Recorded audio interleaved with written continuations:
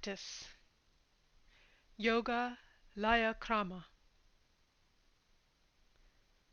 Yoga is sometimes understood as meaning the result and not the process which leads to it.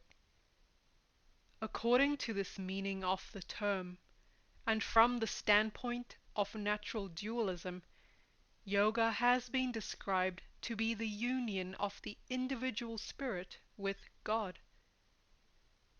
But if Jiva and Paramatma are really one, there can be no such thing in a dualistic system as union, which term is strictly applicable to the case of the coming together of two distinct beings.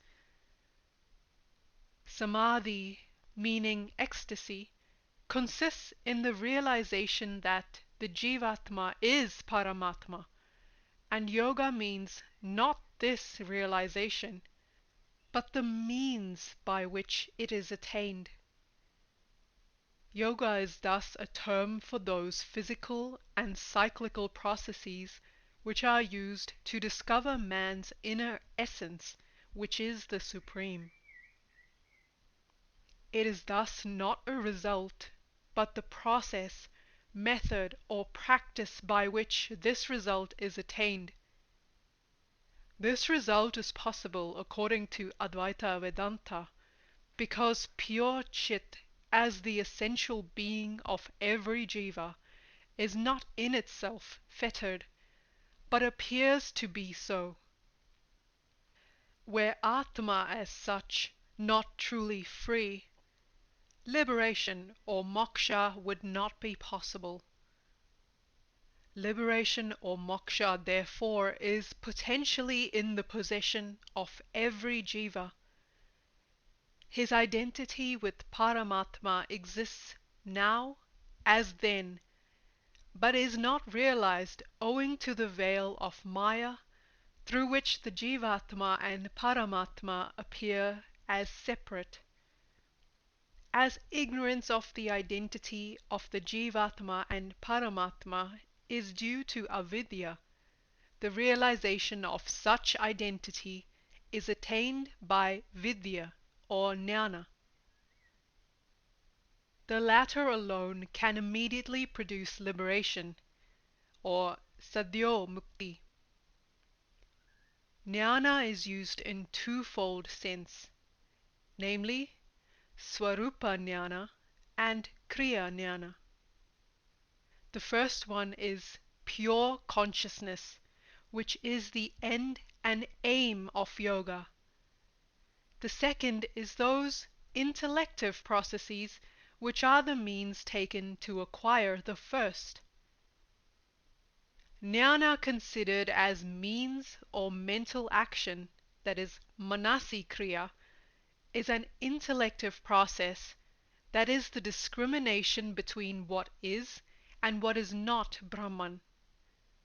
The right understanding of what is meant by Brahman, and the fixing of the mind on what is thus understood until the Brahman wholly and permanently occupies the mind to the displacement of all else. Mind is then absorbed into Brahman as pure consciousness, which alone remains. This is realization, or the attainment of the state of pure consciousness, which is Nyana in its Swarupa sense. Liberating yoga, short of perfect Nyana, effects what is called Krama Mukti. That is, the yogi attains Sayujya, or union with Brahman in Satyaloka, which is thence perfected into complete Mukti through the Devata with whom he is thus united. What the Siddha, meaning complete Jnana Yogi, or Jivan Mukta himself accomplishes in this life is thereafter attained as a sequel to Brahma Sayujya. The man is not only intellect. He has feeling and devotion. He is not only these, but has a body.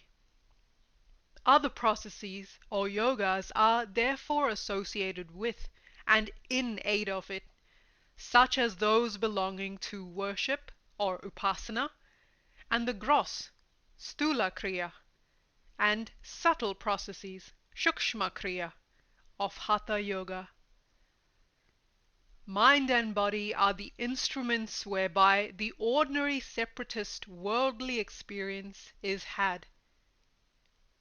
As long, however, as they are so used, they are impediments in the way of attainment to the state of pure consciousness, or chit.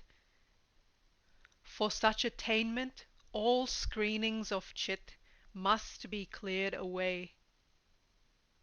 Yoga, therefore, is the method whereby mental intellection and feeling, or chitta vritti, and prana are first controlled and then stayed. When the chitta, vritti, and prana are stilled, then chitta or Paramatma stands revealed. It supervenes without further effort on the absorption of matter and mind into the primordial power or Shakti whence they sprang, of whom they are manifested forms, and who is herself as Shiva, one with him, who is Shiva or consciousness. Yoga thus works toward a positive state of pure consciousness by the negation of the operation of the principle of unconsciousness, which stands in the way of its uprising. This pruning action is well illustrated by the names of a Shakti, which in this work is variously described as Nibodhika and Nirodhika.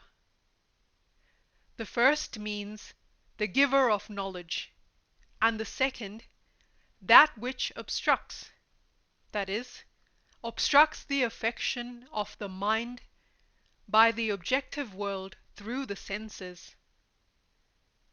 It is by the prohibition of such impressions that the state of pure consciousness arises. The arising of such state is called Samadhi, that is, the ecstatic condition in which the equality, that is, identity of Jivatma and Paramatma is realized. The experience is achieved after the absorption, or laya, of prana and manas, and the cessation of all ideation, or samkalpa.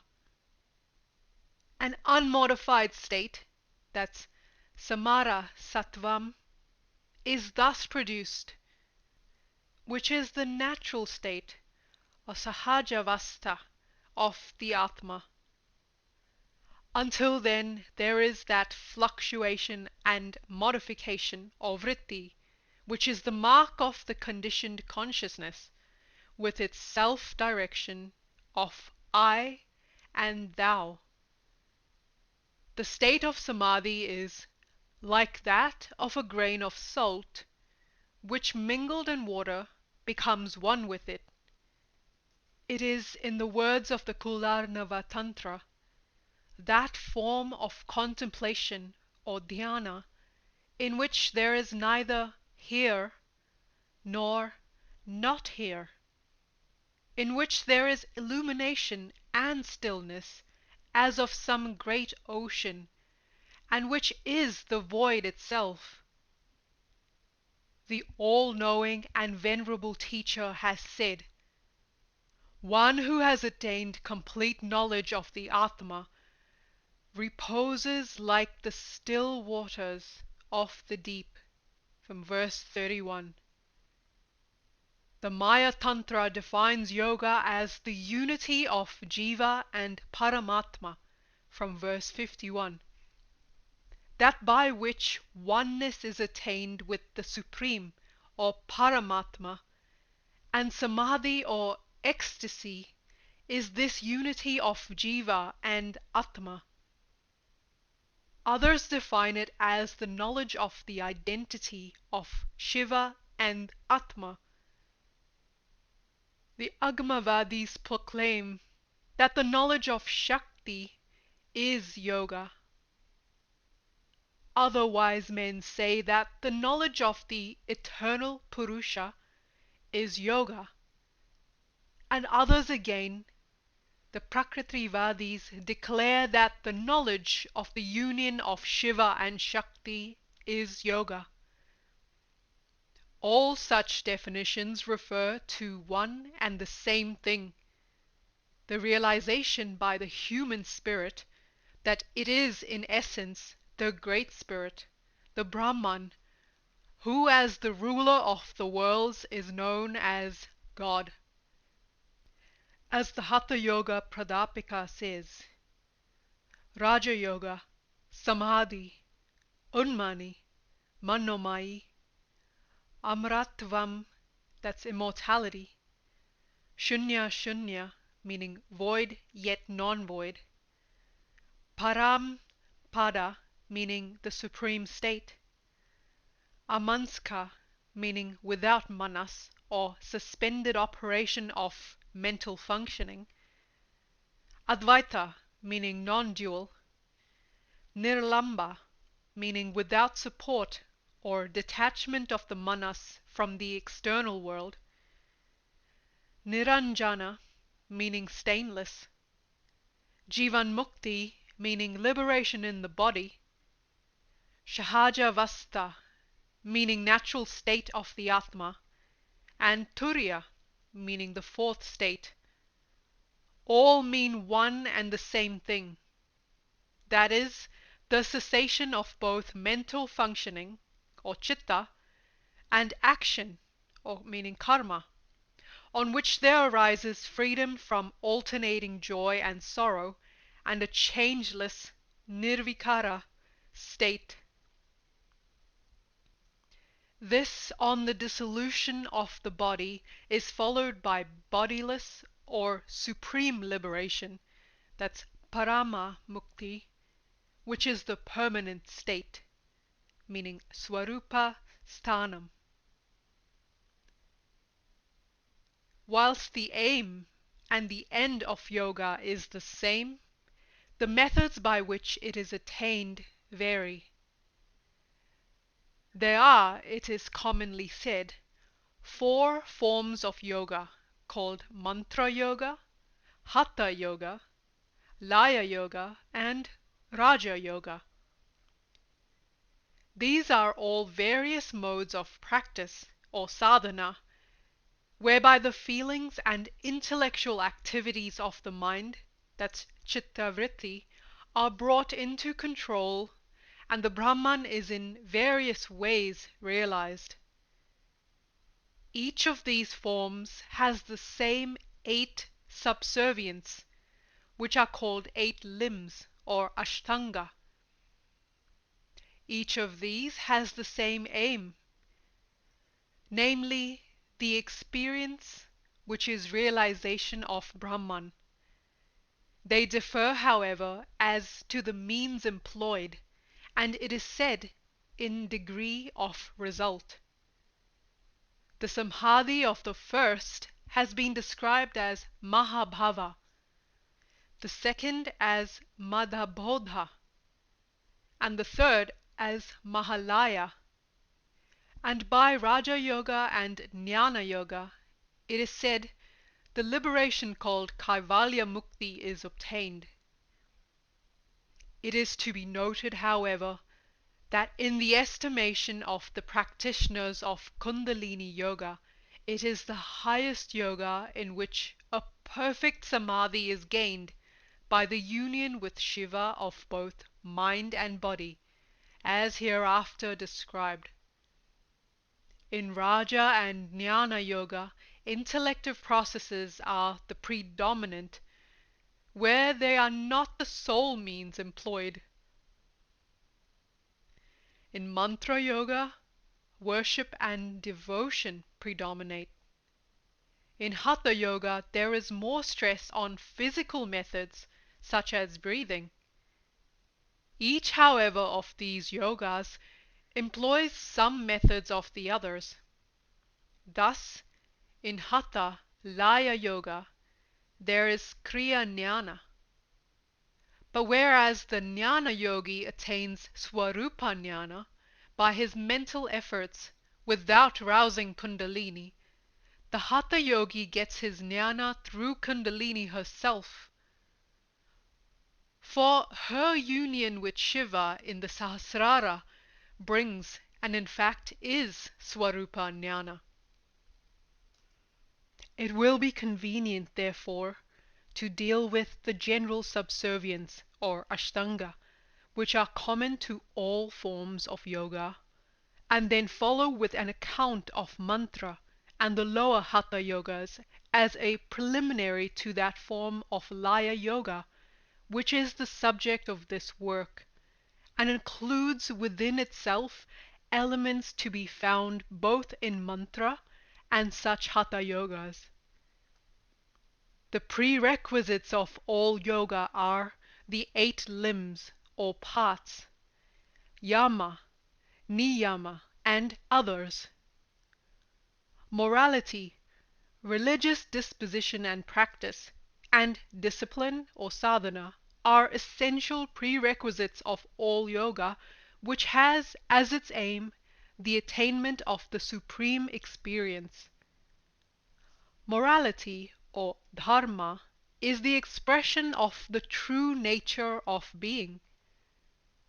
The word Dharma, which includes both ethics and religion, but also has a wider context, comes from the root dri, to sustain, and is therefore both the sustainer and the act of sustaining.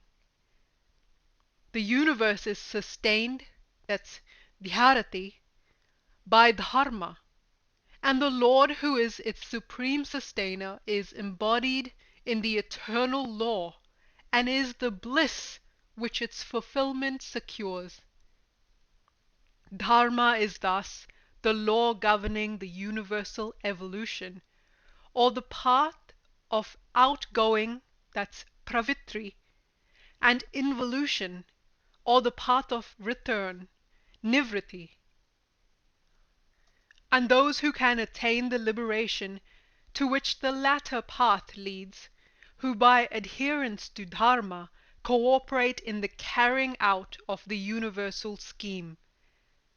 For this reason it is finely said, doing good to others is the supreme duty.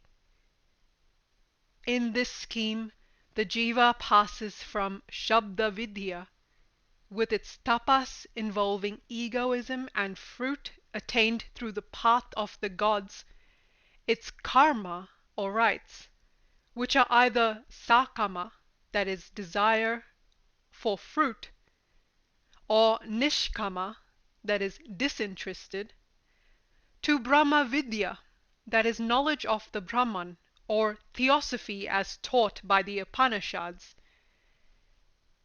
This transition is made through nishkama karma. By sakama karma is attained the path of the fathers.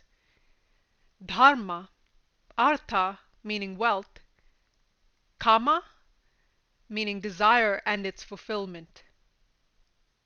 But nishkama karma produces that purity of mind which makes man competent for Brahma Vidya or theosophy, which leads to and in its completest sense is liberation or moksha.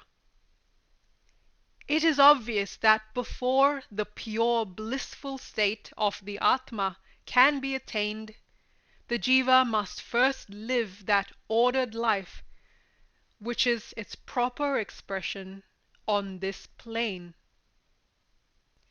To use theological language, only those who follow Dharma can go to its Lord. The disorder of an immoral life is not a foundation on which such a yoga can be based.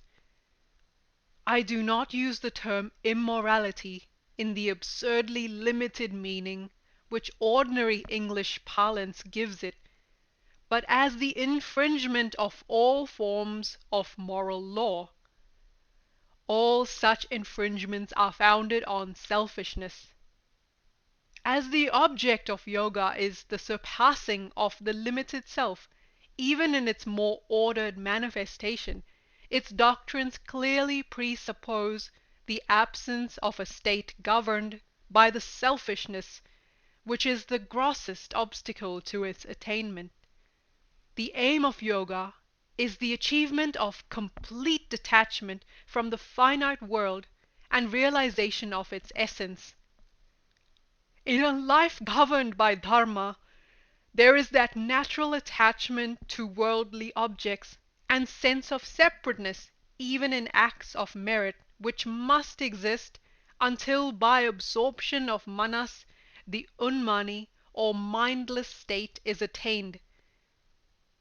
Where, however, there is unrighteousness or adharma, attachment or raga exists in its worst and most injurious form, and the sense of separateness which yoga seeks to overcome is predominantly present in sin. The body is poisoned by the secretion of passions, poisons, and vitality of prana is lessened and injured. The mind, under the influence of anger, lust, malice, and other passions, is first distracted, and then, on the principle, what a man thinks, that he becomes, is centered on and impermanently molded into and becomes the expression of adharma or unrighteousness itself. In such a case, the jiva is not merely bound to the world by maya, which affects both him and the virtuous samkhya sadhaka, but suffers hell or naraka and goes down in the scale of being. Dharma in its devotional aspect is also necessary. Desire to achieve the highest aim of yoga can only spring from a religious disposition, and such a disposition and practice or sadhana furthers the acquisition of those qualities which yoga requires. Indeed, by preserving devotion to the mother, Samadhi may be achieved. Therefore is it that the commentator in verse 50 of the first of these works says, "He alone whose nature has been purified by the practice of yama and niyama and the like," that's referring to the sadhana herein described, "will learn from the mouth of the Guru the means whereby the way to the great liberation is discovered."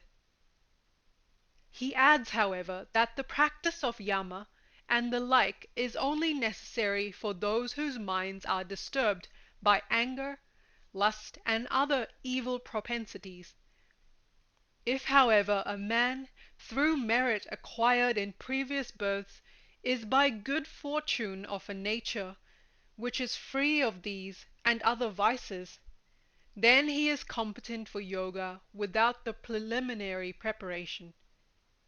All forms of yoga, whether mantra, hatha, or raja, have the same 8 limbs, or ashtanga, or preparatory subservience: yama, niyama, asana, pranayama, pratyahara, dharana, dhyana, and samadhi. Yama is of 10 kinds. Avoidance of injury to all living creatures, that's ahimsa. Truthfulness, that's satyam. Restraint from taking what belongs to another, or covetousness, that's astyam. Sexual continence in mind, speech, or body, that's brahmacharya. Forbearance, the bearing patiently of all things pleasant or unpleasant, that's khyashama. Fortitude in happiness or unhappiness, that's dhritti. Mercy, kindliness, that's daya. simplicity, that's arjavam, moderation in and regulation of diet, that's mittahara, suited to the development of the sattva guna and purity of body and mind, that's saucham. The first form of purity is the external cleansing of the body, particularly dealt with by the Hatha Yoga, and the second is gained through the science of the self. Niyama is also of 10 kinds. Austerities such as fasts and the like, in the nature of purificatory actions, that is tapa. Contentment with that which one has unasked, that's santosha. Belief in Veda, that's astikam. Charity, that's dhanam. That is gifts to the deserving of what one has lawfully acquired. Worship of the Lord or Mother, that's Ishwara Pujanam, according to his or her various forms. Hearing of Shastric conclusion, as by the study of Vedanta, that's Siddhanta Vakshya Ravanam. Modesty and shame felt in the doing of wrong actions, that's Hri. A mind rightly directed towards knowledge, revealed and practice enjoined by the Shastra, that's Mati. Recitation of mantra, that is Japa. And Homa, sacrifice, that is Hutanam. That is religious observances in general, or Vrata.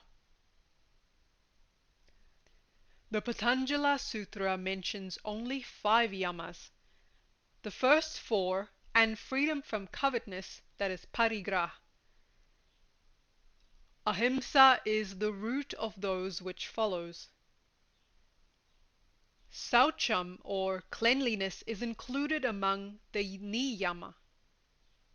5 of the latter are stated, namely cleanliness, or saucham, contentment, or santosha, purificatory action, or tapa, study of the scriptures leading to liberation, that's svadhyaya, and devotion to the Lord, or Ishvara Pradinadhana.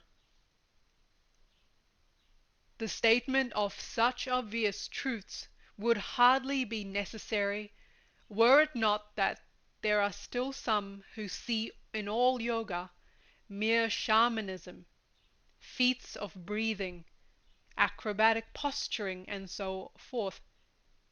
On the contrary, no country since the Middle Ages and until our own has laid greater stress on the necessity of the association of morality and religion with all forms of human activity than India has done.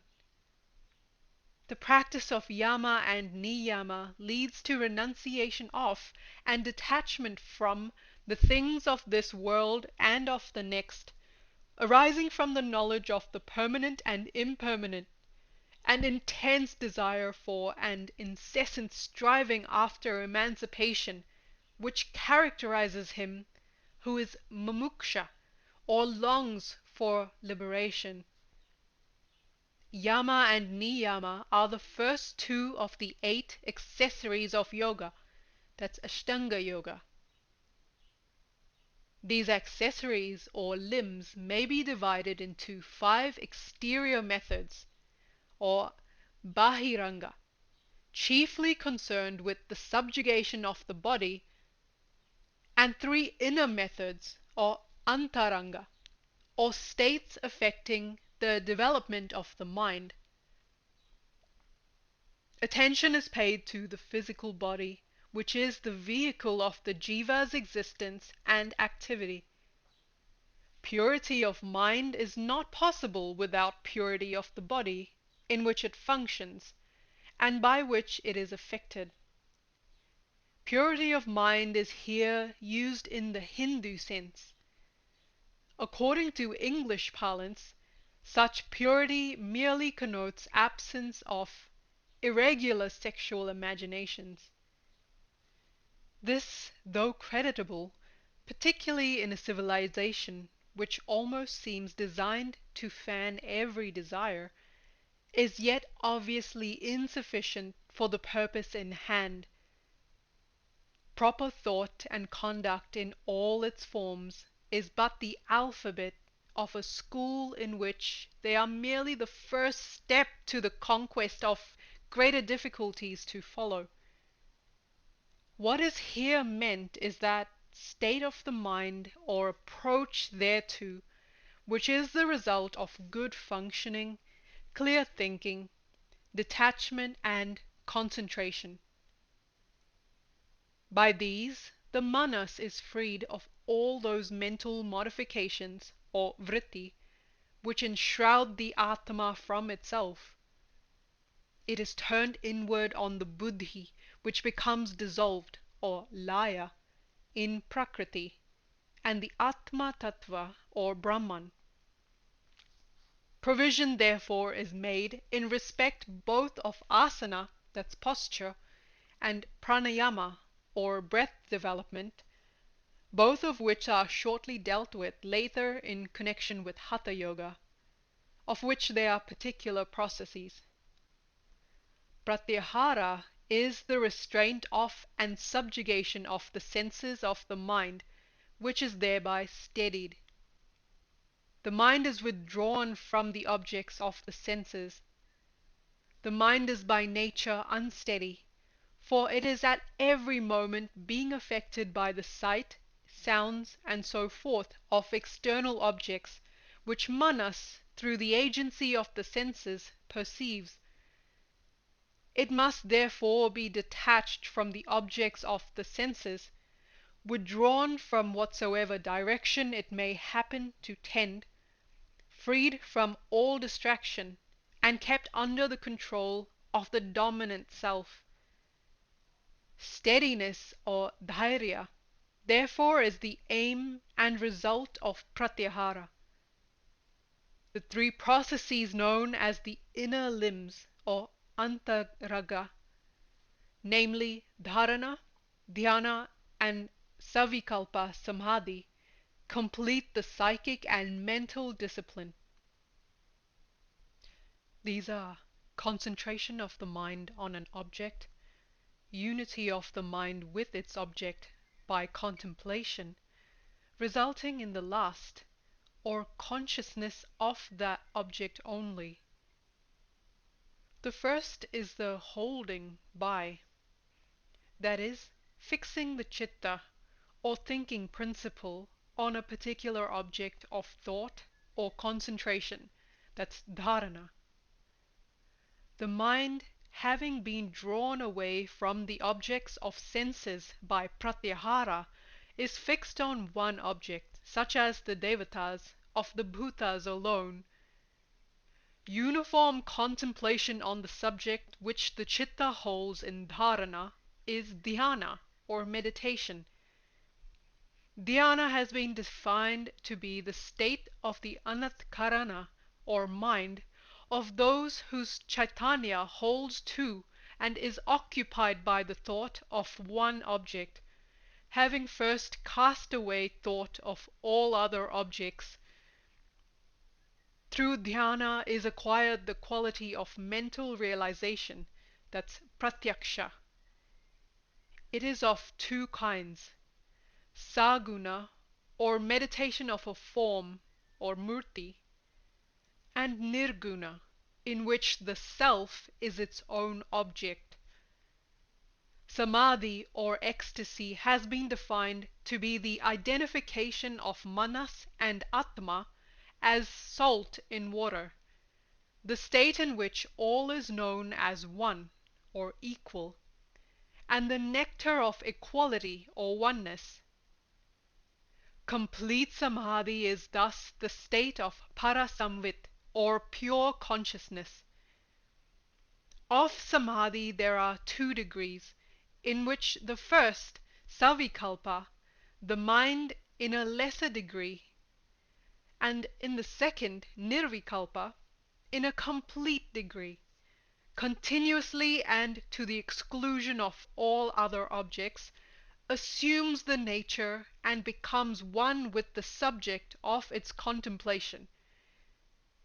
There are in Advaita Vedanta 3 states, or bhumika, of samprajnata, or savikalpa samadhi, namely ritambra, prajnaloka, prashanta vahati. In the first, the content of the mental vritti is Satchitananda. There is still a separate knower.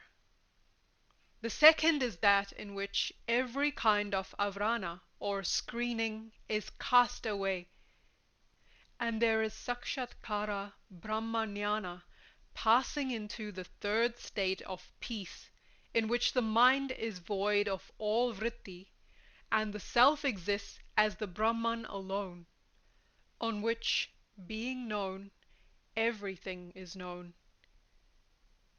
Entrance is here made into Nirvikalpa Samadhi by Raja Yoga.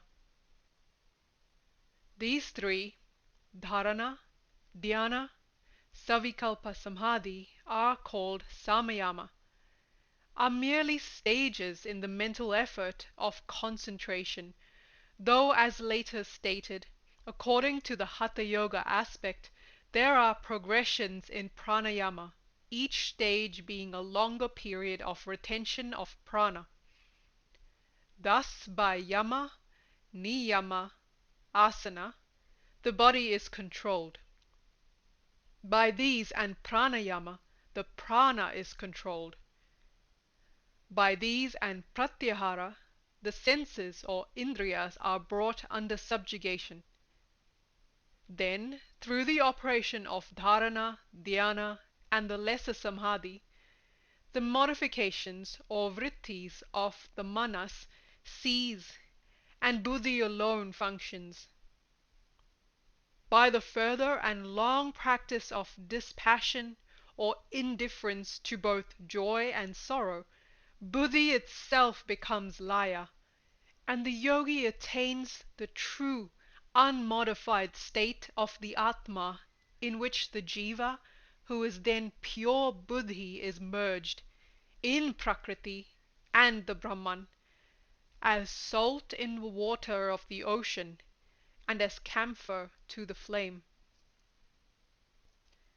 Passing then to the processes peculiar to the different yogas, Mantra Yoga comprises all those forms of sadhana in which the mind is controlled by the means of its own object, that is, the manifold objects of the world of name and form, or namarupa. The whole universe is made up of names and forms, which are the objects of the mind. The mind is itself modified into the form of that which it perceives. These modifications are called its vritti, and the mind is not for one moment devoid of ideas and feelings. It is the feeling or intention, that is bhava, with which an act is done, which determines its moral worth. It is on this bhava that both character and the whole outlook of life depend. It is sought, therefore, to render the bhava pure. As a man who falls on the ground raises himself by means of the same ground, so to break worldly bonds, the first and easiest method is to use those bonds as the means of their own undoing. The mind is distracted by namarupa, but this namarupa may be utilized as the first means of escape therefrom. In Mantra Yoga, therefore, a particular form of namarupa, productive of pure bhava, is given as the object of contemplation. This is called stula or saguna dhyana, of the 5 Devatas, devised to meet the requirements of different natures. Besides the ordinary 8 limbs, or Ashtanga, common to all forms of yoga, certain modes of training and worship are prescribed. In the latter, material media are utilized as the first steps whereby the formless one is by Nyana yoga attained, such as images, that's murti, emblems, that's linga or shalagrama, pictures, that is chitra, mural markings, that's bittireka, mandalas and yantras, that is diagrams, mudras or nyasa. With this, the prescribed mantra is said, that's the japa, either aloud or softly only. The source of all bija mantras, meaning seed mantra, the pranava, meaning om, or Brahman, is the articulate equivalent of that primal sound, which issued from the first vibration of the gunas of Mula Prakriti. And the other bija mantras are the same equivalents of the various saguna forms, devas and devis, which thereafter appeared when Prakriti entered the Vaishamya Vasta state. In mantra yoga, the state of Samadhi is called Mahabhava. This is the simplest form of yoga practice, suited for those whose powers and capacities are not such as to qualify them for either of the other methods. Hatha yoga comprises those sadhanas or prescribed methods of exercise and practice which are concerned primarily with the gross or physical body, that's stula sharira. As the latter is connected with the superphysical or subtle body, that's shukshma sharira, of which it is the outer sheath, control of the gross body affects the subtle body with its intellection, feelings and passions. In fact, the stula sharira is expressly designed to enable the shukshma sharira to work out the karma it has incurred. As the former is constructed according to the nature of the latter, and both are united and interdependent, it follows that operation in and upon the gross body affects the subtle body. The physical processes of this yoga have been prescribed for particular temperaments, in order that the physical body being first mastered, the subtle body with its mental functioning may be brought under control. These merely physical processes are auxiliary to others. As the Kulanava Tantra says, neither the lotus seat nor fixing the gaze on the tip of the nose are yoga.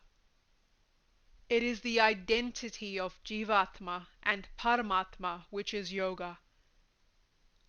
The special features of this yoga may be first contrasted with mantra yoga. In the latter, there is concern with things outside the physical body, and special attention is given to outward observances and ceremonials. Due regard must be paid to the laws of the caste and stages of life, and the respective duties of men and women. So the mantra which is given to the male initiate may not be given to a woman, nor is the mantra given to a brahmana suitable for a shudra.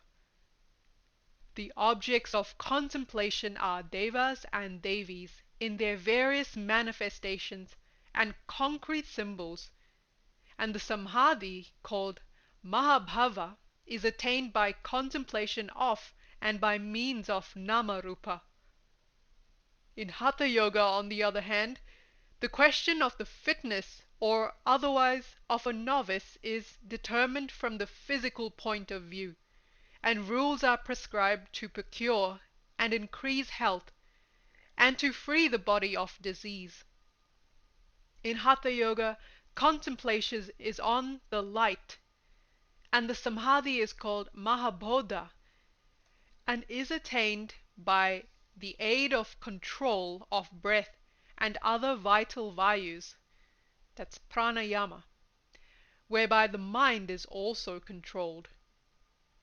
As already observed, asana and pranayama, which are parts of Hatha Yoga, are also parts of mantra yoga. Those who practice the latter will derive benefit from taking advantage of some of the other exercises of Hatha Yoga, just as the followers of the latter system will be helped by the exercises of mantra yoga. The word Hatha is composed of the syllables Ha and Ta, which mean sun and moon, that is, the prana and apana vayus.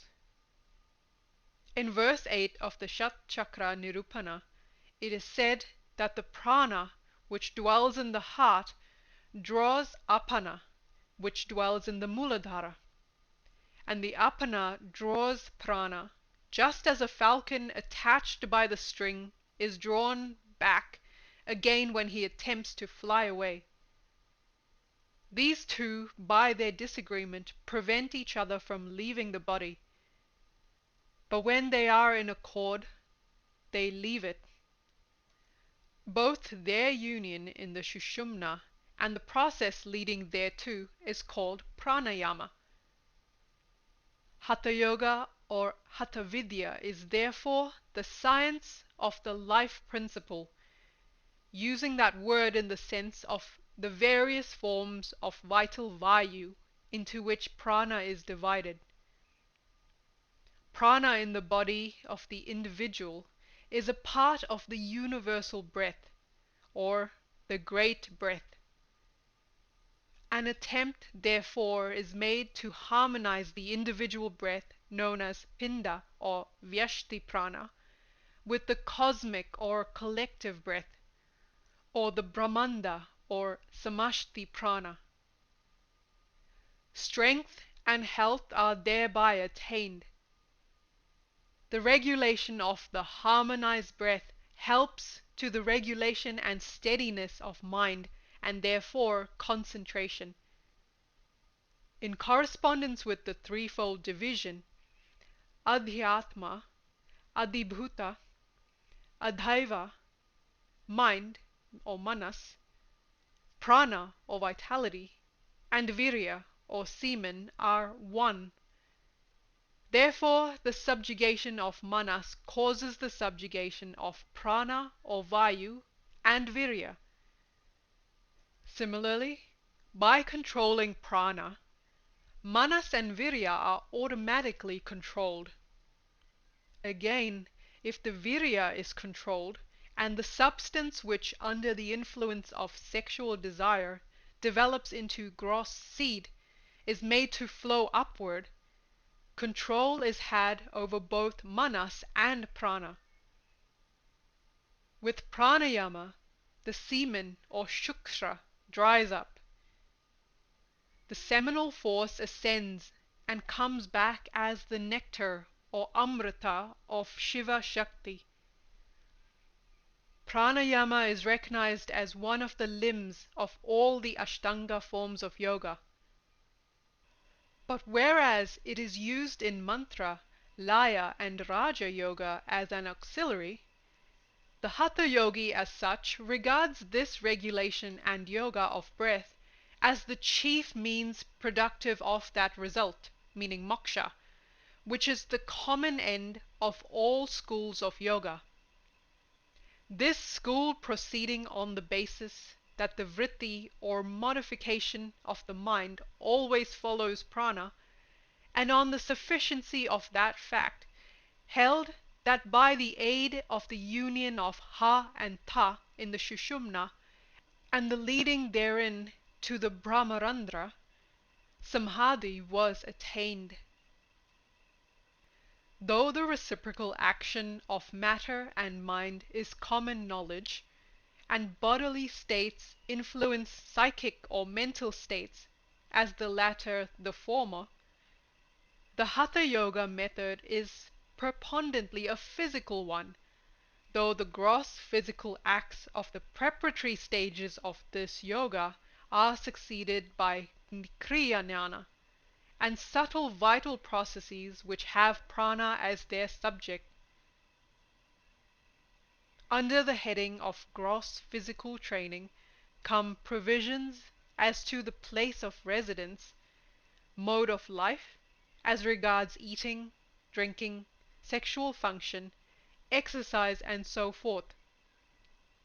The practice and exercises connected with Hatha Yoga are divided into 7 parts or stages, namely cleansing, meaning shodhana, by the 6 processes, meaning Shat-karma, the attainment of strength or firmness, that's dridhata, by bodily postures or asana, of fortitude, that's sthirata, by bodily positions, that's mudra, of steadiness of mind, that's dhairya, by restraint of the senses, that's pratyahara, of lightness, that's laghava, by pranayama,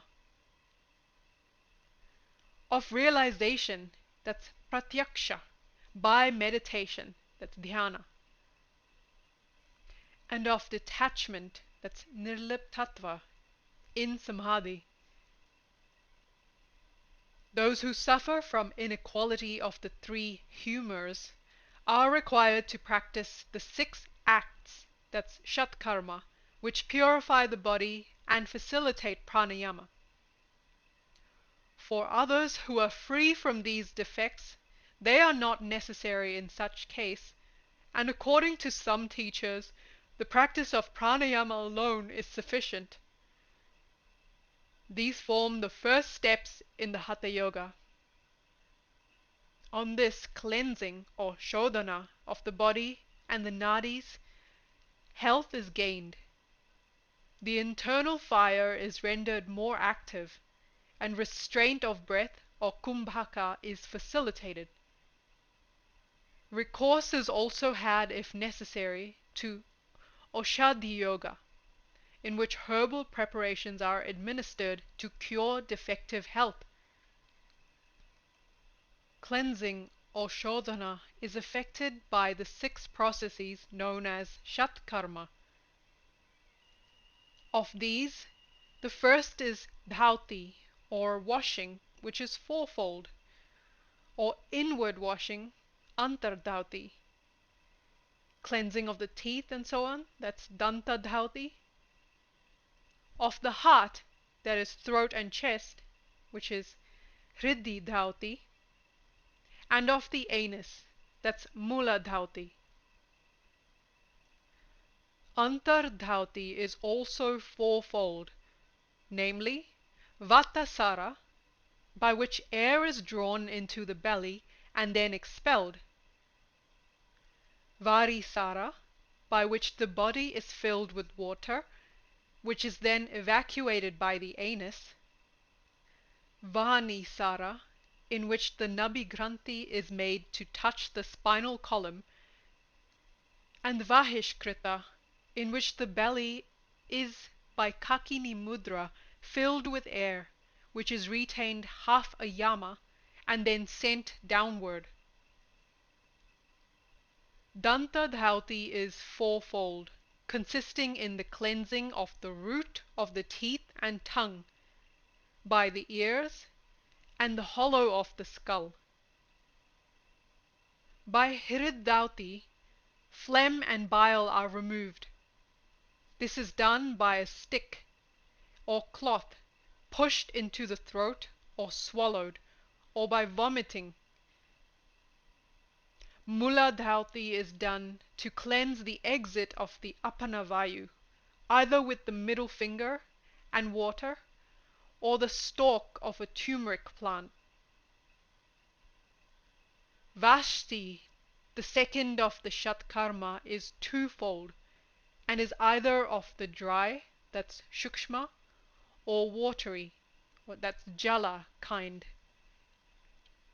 In the second form, the yogi sits in the Utka Asana posture in the water up to the navel, and the anus is contracted and expanded by Ashwini Mudra.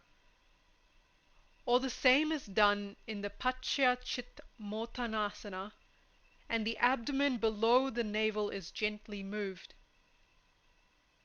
In Neti, the nostrils are cleansed with a piece of string. Lauliki is the whirling of the belly from side to side. In Trataka, the yogi without winking gazes at some minute object until the tears start from his eyes.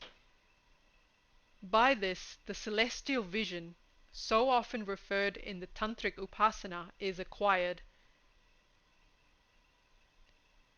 Kapalbhati is a process of the removal of phlegm, and is threefold. Vata-krama, by inhalation and exhalation. Vyut-krama, by water drawn through the nostrils and ejected through the mouth. And Shit-krama, the reverse process. These are the various processes by which the body is cleansed and made pure for the yoga practice to follow. Asana or posture is the next, and when the Shat-karma are dispensed with, is the first stage of Hatha Yoga. Drihata, or strength or firmness, the acquisition of which is the second of the above-mentioned process, is attained by asana. The asanas are postures of the body. The term is generally described as modes of seating the body. But the posture is not necessarily a sitting one, for some asanas are done on the belly, back, hands, and so forth. It is said that the asanas are as numerous as living beings, and that there are 8,400,000 of these. 1,600 are declared to be excellent, and out of these, 32 are auspicious for men, which are described in detail. Two of the commonest of these are Mukta Padmasana, that is, the loosened lotus seat, the ordinary position for worship, and Baddha Padmasana. Kundalini Yoga is ordinarily done in an asana and mudra in which the feet press upon the region of the general center and close the anal aperture, the hands closing the others, the nostrils, eyes, ears, mouth, that's yoni mudra. The right heel is pressed against the anus and the left against the region of the genital center, and in order to close the aperture of the penis, it is contracted and withdrawn into the pubic arch, so that it is no longer seen. The tongue is turned back in Kechari Mudra, so as to close the throat also, where these two mudras are combined. There are certain other asanas which are peculiar to the tantras, such as Mudasana, Chittasana, and Shavasana, in which skulls, the funeral pyre, and a corpse, respectively, form the seat of the sadhaka. These, though they have other ritual and magical objects, also form part of the discipline for the conquest of fear and the attainment of indifference, which is the quality of a yogi. And so the tantras prescribe as the scene of such rites the solitary mountain top, the lonely empty house and riverside, and the cremation ground. The interior cremation ground is where the kamic, or desire body, and its passions are consumed in the fire of knowledge. Patanjali, on the subject of asana, merely points out what are good conditions, leaving each one to settle the details for himself according to his own requirements. Asana is an aid to clear and correct thought. The test of suitability of asana is that which is steadfast and pleasant, a matter which each will settle for himself. Posture becomes perfect when effort to that end ceases, so that there is no more movement of the body.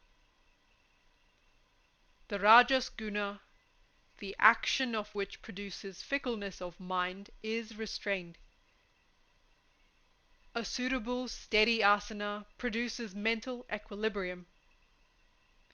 Hatha Yoga, however, prescribes a very large number of asanas, to each of which a peculiar effect is ascribed. These are more in the nature of a gymnastic than an asana, in its sense of a seated posture. Some forms of this gymnastic are done seated, but others are not so, but standing upright, bending, lying down, and standing on the head. This latter is vrikshasana. Thus again, in chakrasana, the yogi stands and bends and touches his feet with his hand, a familiar exercise, as is also vadmaksha shinapadasana, a kind of goose step, in which, however, the legs are brought up to right angles with the body. These exercises secure a fine physical condition and freedom from disease. They also bring different portions of the body into such a position as to establish a direct contact of pranavayu between them. They are also said to assist in pranayama, and to help to effect its object, including the rousing of Kundalini. The author of the work last cited says that as among the niyamas the most important is ahimsa, and among yamas mittahara, or a moderate diet, so is siddhasana, in which the muladhara is firmly pressed by the heel and the swadhisthana region by the other foot, among the asanas. Mastery of these helps to secure the unmani avastha, and the three bandhas are achieved without difficulty. Sthirata, or fortitude, is acquired by the practice of the mudras. The mudra dealt with in works of Hatha Yoga are positions of the body.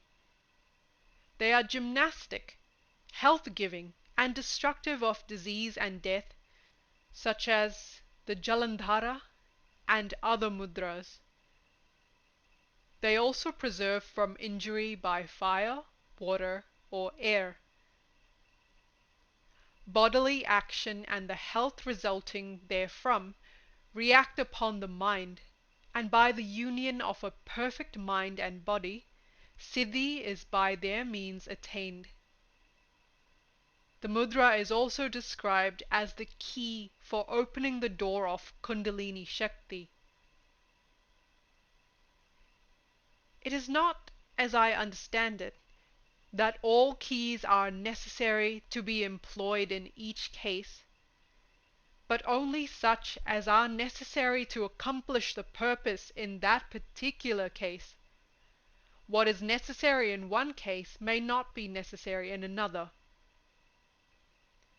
The Gheranda Samadhi describes a number of mudras, of which 10 are said to be of importance in Kundalini Yoga, of which Khechari is the chief, as Siddhasana is chief amongst asanas. In Yoni Mudra, the yogi in Siddhasana stops with his fingers the ears, eyes, nostrils, and mouth, so as to shut out all external impressions. As already stated, he presses with his heel the Sivani, or center of the perineum, thus closing the anal aperture, and withdrawing the penis into the pubic arch. He inhales pranavayu by Kakini mudra and unites it with apanavayu. Meditating their own order upon the 6 chakras, he arouses the sleeping Kula Kundalini by the mantra Hum Hamsa. With Hum, or the sun, heat is produced, and this heat is made to play on Kundalini Shakti. By Sa, the Kama or will is made active. The vital air or Vayu in the Muladhara is in the form of both moon and sun. With Hamsa she is roused. Hum, rousing her with his heat, and Sa, lifting her upward. He raises her to the Sahasrara, then deeming himself pervaded with the Shakti, and in blissful union with Shiva, he meditates upon himself, as by reason of that union, bliss itself and the Brahman. Ashwini mudra consists of the repeated contraction and expansion of the anus for the purpose of shodhana, or of contraction to restrain the apanavayu in the Shat-chakra-bheda. Shakti Chalana employs the latter mudra, which is repeated until Vayu manifests in the Shushumna. Shakti Chalana is the movement of the abdominal muscle from left to right and right to left, the object being to arouse Kundalini by this spiraline movement. The process is accompanied by inhalation and the union of prana and apana while in Siddhasana.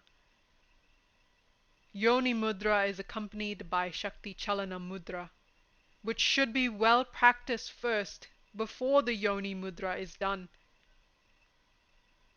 The rectal muscle is contracted by Ashwini mudra until the Vayu enters the Shushumna, a fact which is indicated by a peculiar sound which is heard there. And with Kumbhaka the serpent goes up to the Sahasrara, roused by the mantra Hum Hamsa. The yogi should then think himself to be pervaded with Shakti and in a state of blissful union with Shiva. He then contemplates, I am the bliss itself. I am the Brahman. Mahamudra and Mahaveda are done in conjunction with Mahabandha already described. In the first, the yogi presses the yoni or Muladhara with the left heel, and stretching out the right leg, takes hold of the 2 feet with both hands. Jalandhara bandha is then done. When Kundalini is awakened, the prana enters the Shushumna, and Ida and Pingala, now that the prana has left them, become lifeless. Expiration should be done slowly, and the mudra should be practiced an equal number of times on the left and right side of the body. This mudra, like other Hatha Yoga mudras, is said to ward off death and disease. In Mahaveda, the yogi assumes the Mahabandha posture, and concentrating his mind, stops by methods already described the upward and downward course of prana. Then placing the palms of his hand on the ground, he taps the ground with his buttocks, and the moon, sun and fire, that is Ida, Pingala and Shushumna, become united upon the entry of the prana into the latter nadi. Then the body assumes a death-like aspect, which disappears with the slow expiration which follows. According to another mode of rousing Kundalini, the yogi, seated in Vajrasana, takes firm hold of his feet, a little above the ankles, and slowly taps the khanda with them. Bhastra Kumbhaka is done and the abdomen is contracted. The Kachari mudra, which, as well as the Yoni mudra, is referred to in the text translated, is the lengthening of the tongue until it reaches the space between the eyebrows. It is then turned back in the throat and closes the exit of the breath previously inspired. The mind is fixed in the Agnya until, with Siddhi, this path of the upward Kundalini conquers the whole universe, which is realized in the yogi's body as not different from Atma. It is said that sometimes the frenum is cut, but others can do the mudra without doing a physical injury, which interferes with the putting out and withdrawing the tongue without manual help. In Shambhavi mudra, the mind is kept free from vritti, or functioning in Siddhasana. The term mudra also includes what are called bandha, or bindings, certain physical methods of controlling prana. Three important ones which are referred to in the text here translated are Udhyana, Mula, and Jalandhara. In the first, the lungs are emptied by a strong expiration and drawn against the upper part of the thorax, carrying the diaphragm along with them, and prana is made to rise and enter the Sushumna.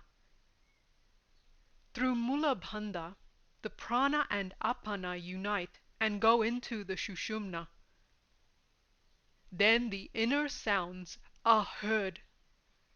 That is, a vibration is felt, and prana and apana uniting with nada of the cardiac anahata chakra go into the heart and are thereafter united with bindu in the agnya. In Mula Bandha, the perennial region, or yoni, is pressed with the foot, the rectal muscle contracted, and the apana drawn up. The natural course of the apana is downward, but by contraction at the Muladhara, it is made to go upward through the Sushumna when it meets prana. When the latter vayu reaches the region of fire below the navel, the fire becomes bright and strong, being fanned by apana. The heat in the body then becomes very powerful, and Kundalini, feeling it, awakens from her sleep, just as a serpent struck by a stick hisses and straightens itself. Then it enters the Sushumna. Jalandhara Bandha is done by deep inspiration and then contraction of the thoracic region, wherein is situated the Vishuddha chakra.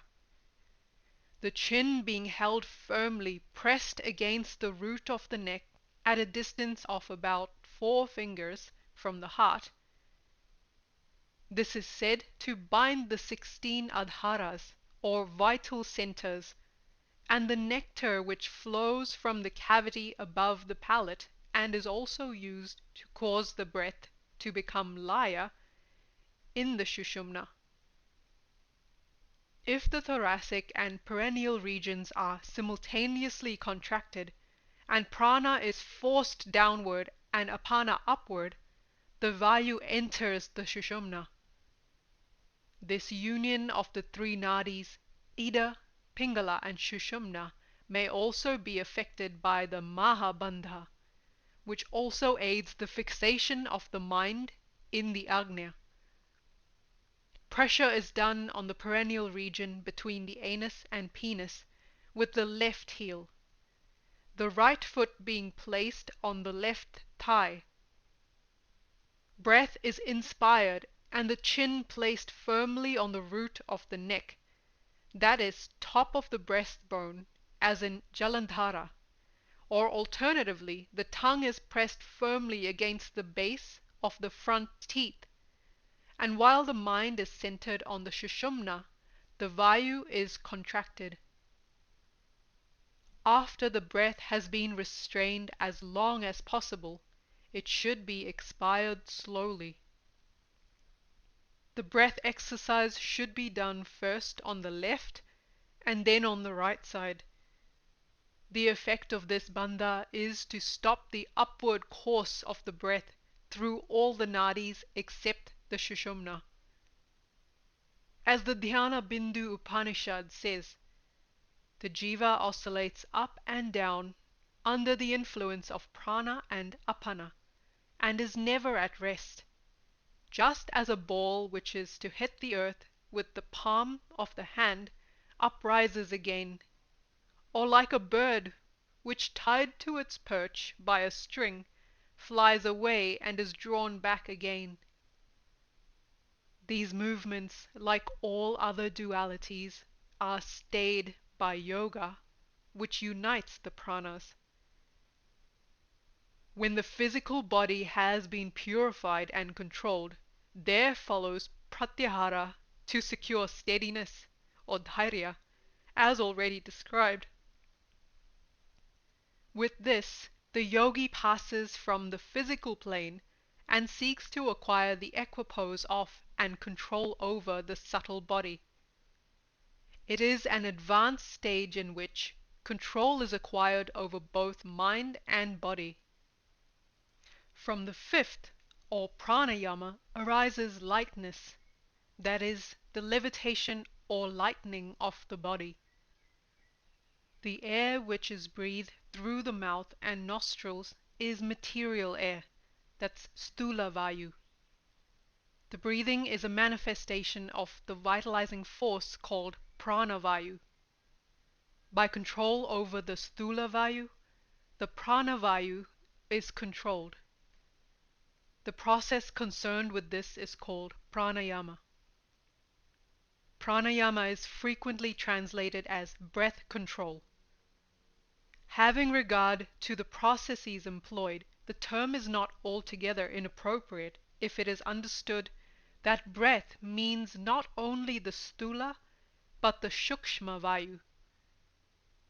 But the word does not come from prana or breath and yama control, but from prana and ayama, which latter term according to Amarkosha means length, rising, extensity, expansion.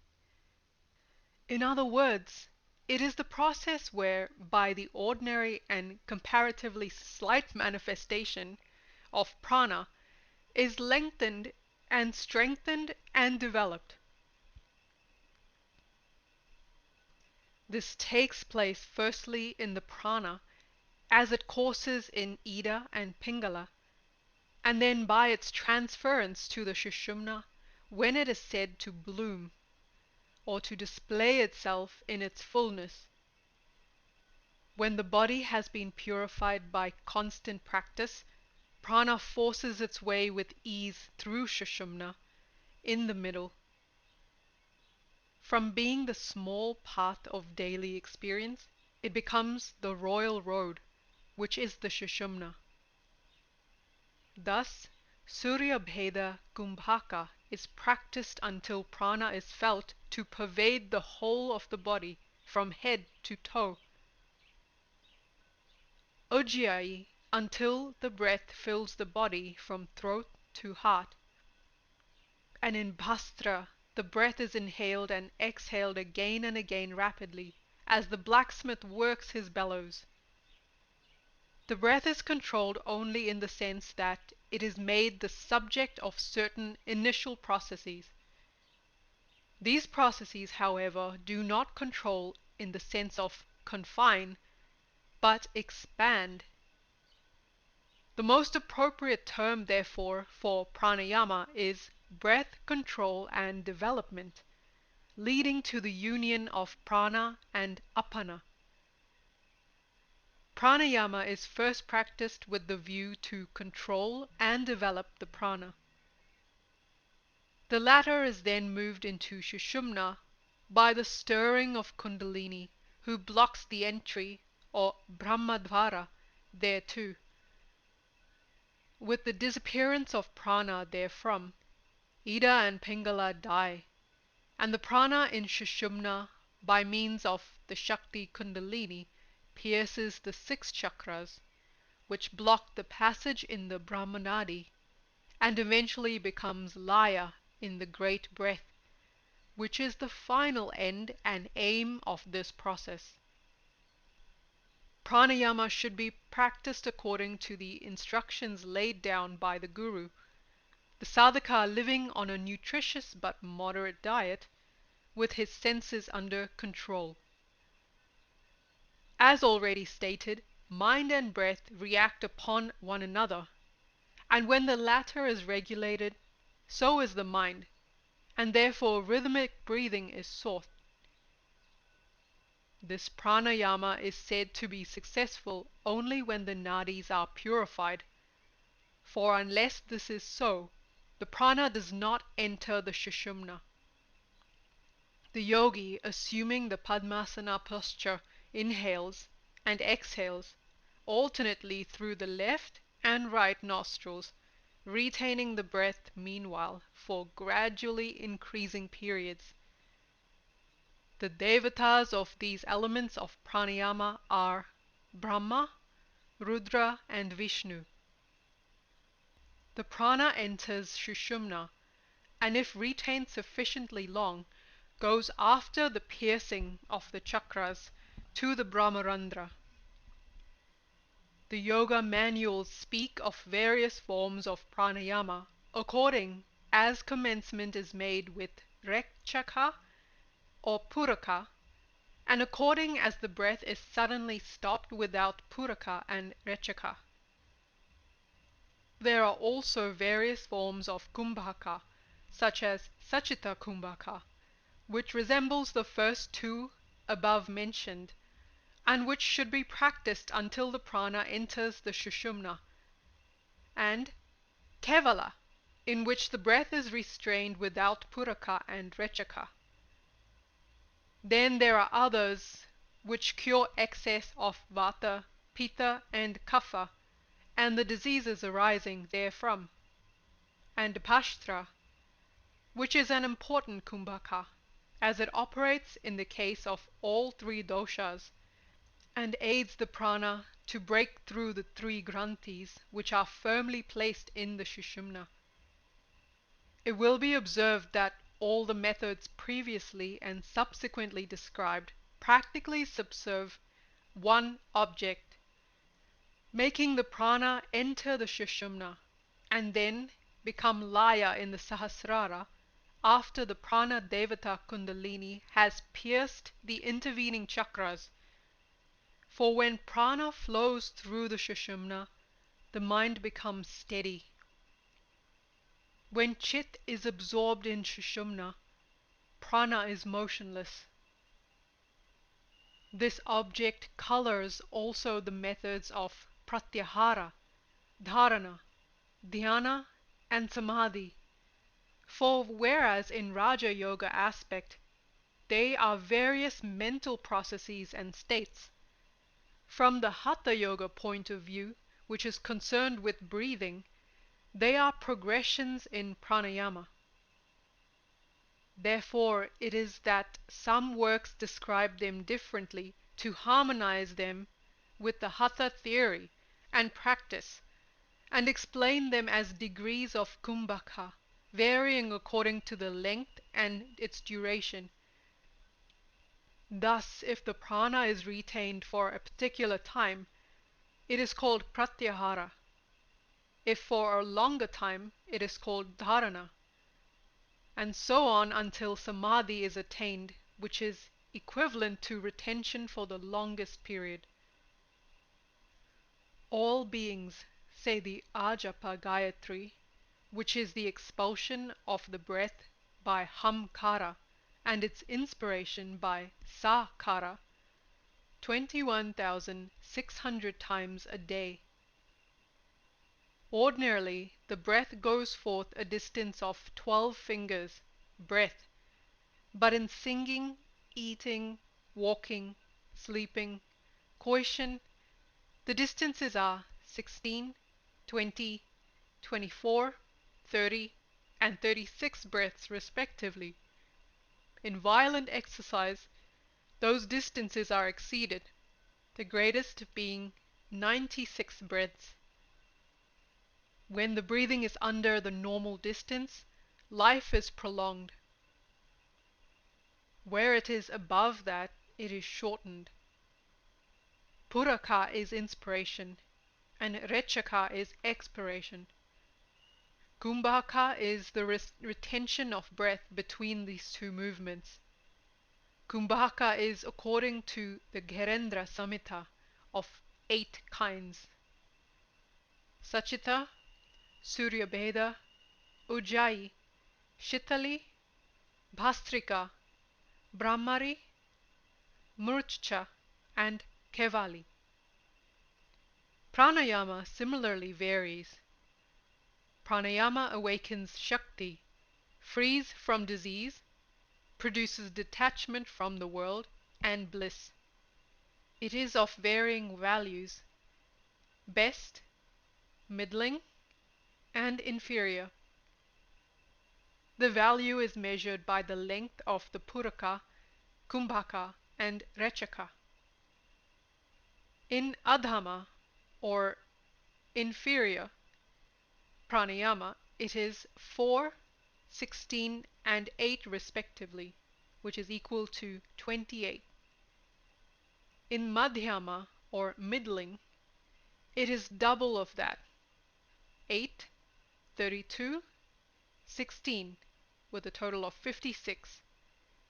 In Uttama, or best, it is double of the last, that is 16, 64, 32 respectively, with a total of 112.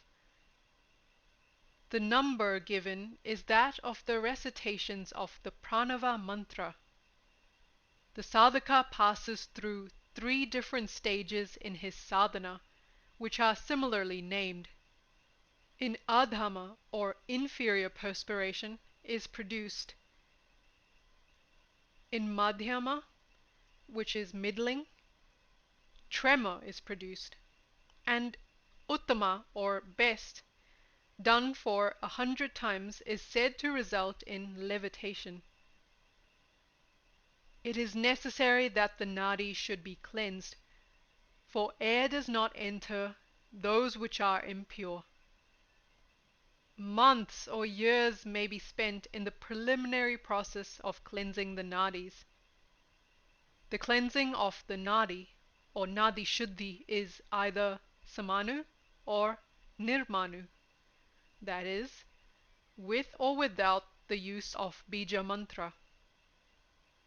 According to the first form, the yogi in Padmasana does Guru Yasa according to the directions of the Guru. Meditating in Yam, he does japa through Ida of the bija 16 times, Kumbhaka with japa of bija 64 times, and then exhalation through the solar nadi and japa of bija 32 times. Fire is raised from Manipura and united with Prithvi. Then follows inhalation by the solar nadi with the Vahani bija 16 times, Kumbhaka with 64 japa of the bija, followed by exhalation through the lunar nadi and japa of the bija 32 times. He then meditates on the lunar brilliance, gazing at the tip of the nose, and inhales by Ida with japa of the bija Tham 16 times. Kumbhaka is done with the bija Vam 64 times. He then thinks of himself as flooded by nectar and considers that the nadis have been washed. He exhales by Pingala with 32 japa of the bija Lam and considers himself thereby as strengthened. He then takes his seat on a mat of kusha grass, a deerskin, and so forth, and facing east or north does pranayama. For its exercise there must be, in addition to nadi shuddhi, consideration of proper place, time, and food. Thus the place should not be so distant as to induce an anxiety, nor in an unprotected place such as a forest, nor in a city or crowded locality which induces distraction. The food should be pure and of vegetarian character. It should not be too hot or too cold, pungent, sour, salt, or bitter. Fasting, the taking of one meal a day, and the like are prohibited. On the contrary, the yogi should not remain without food for more than one yama, that is 3 hours. The food taken should be light and strengthening. Long walks and other violent exercise should be avoided, as also, certainly in the case of beginners, sexual intercourse. The stomach should only be half filled. Yoga should be commenced, it is said, in spring or autumn.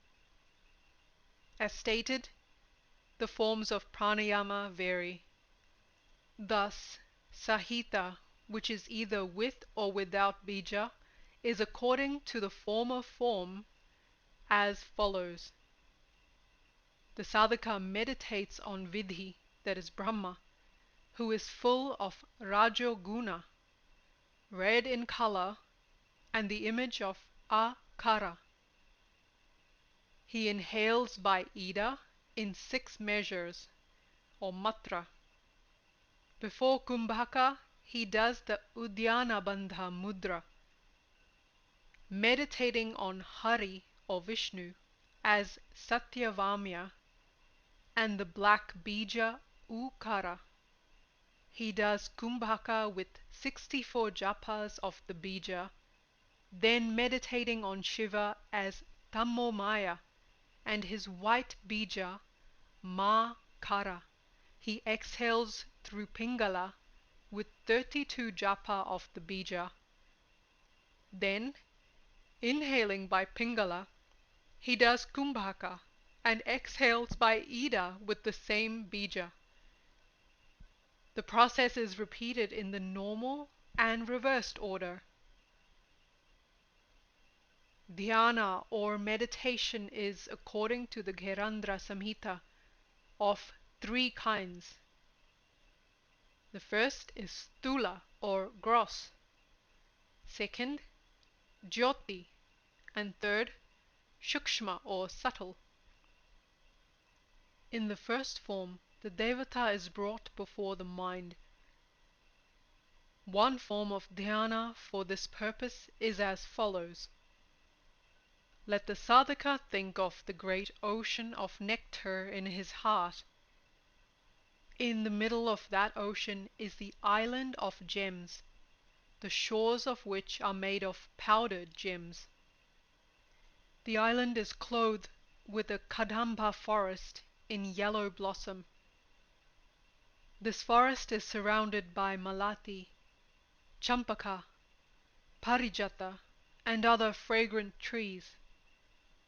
In the midst of the kadamba forest there rises the beautiful kalpa tree, laden with fresh blossom and fruit.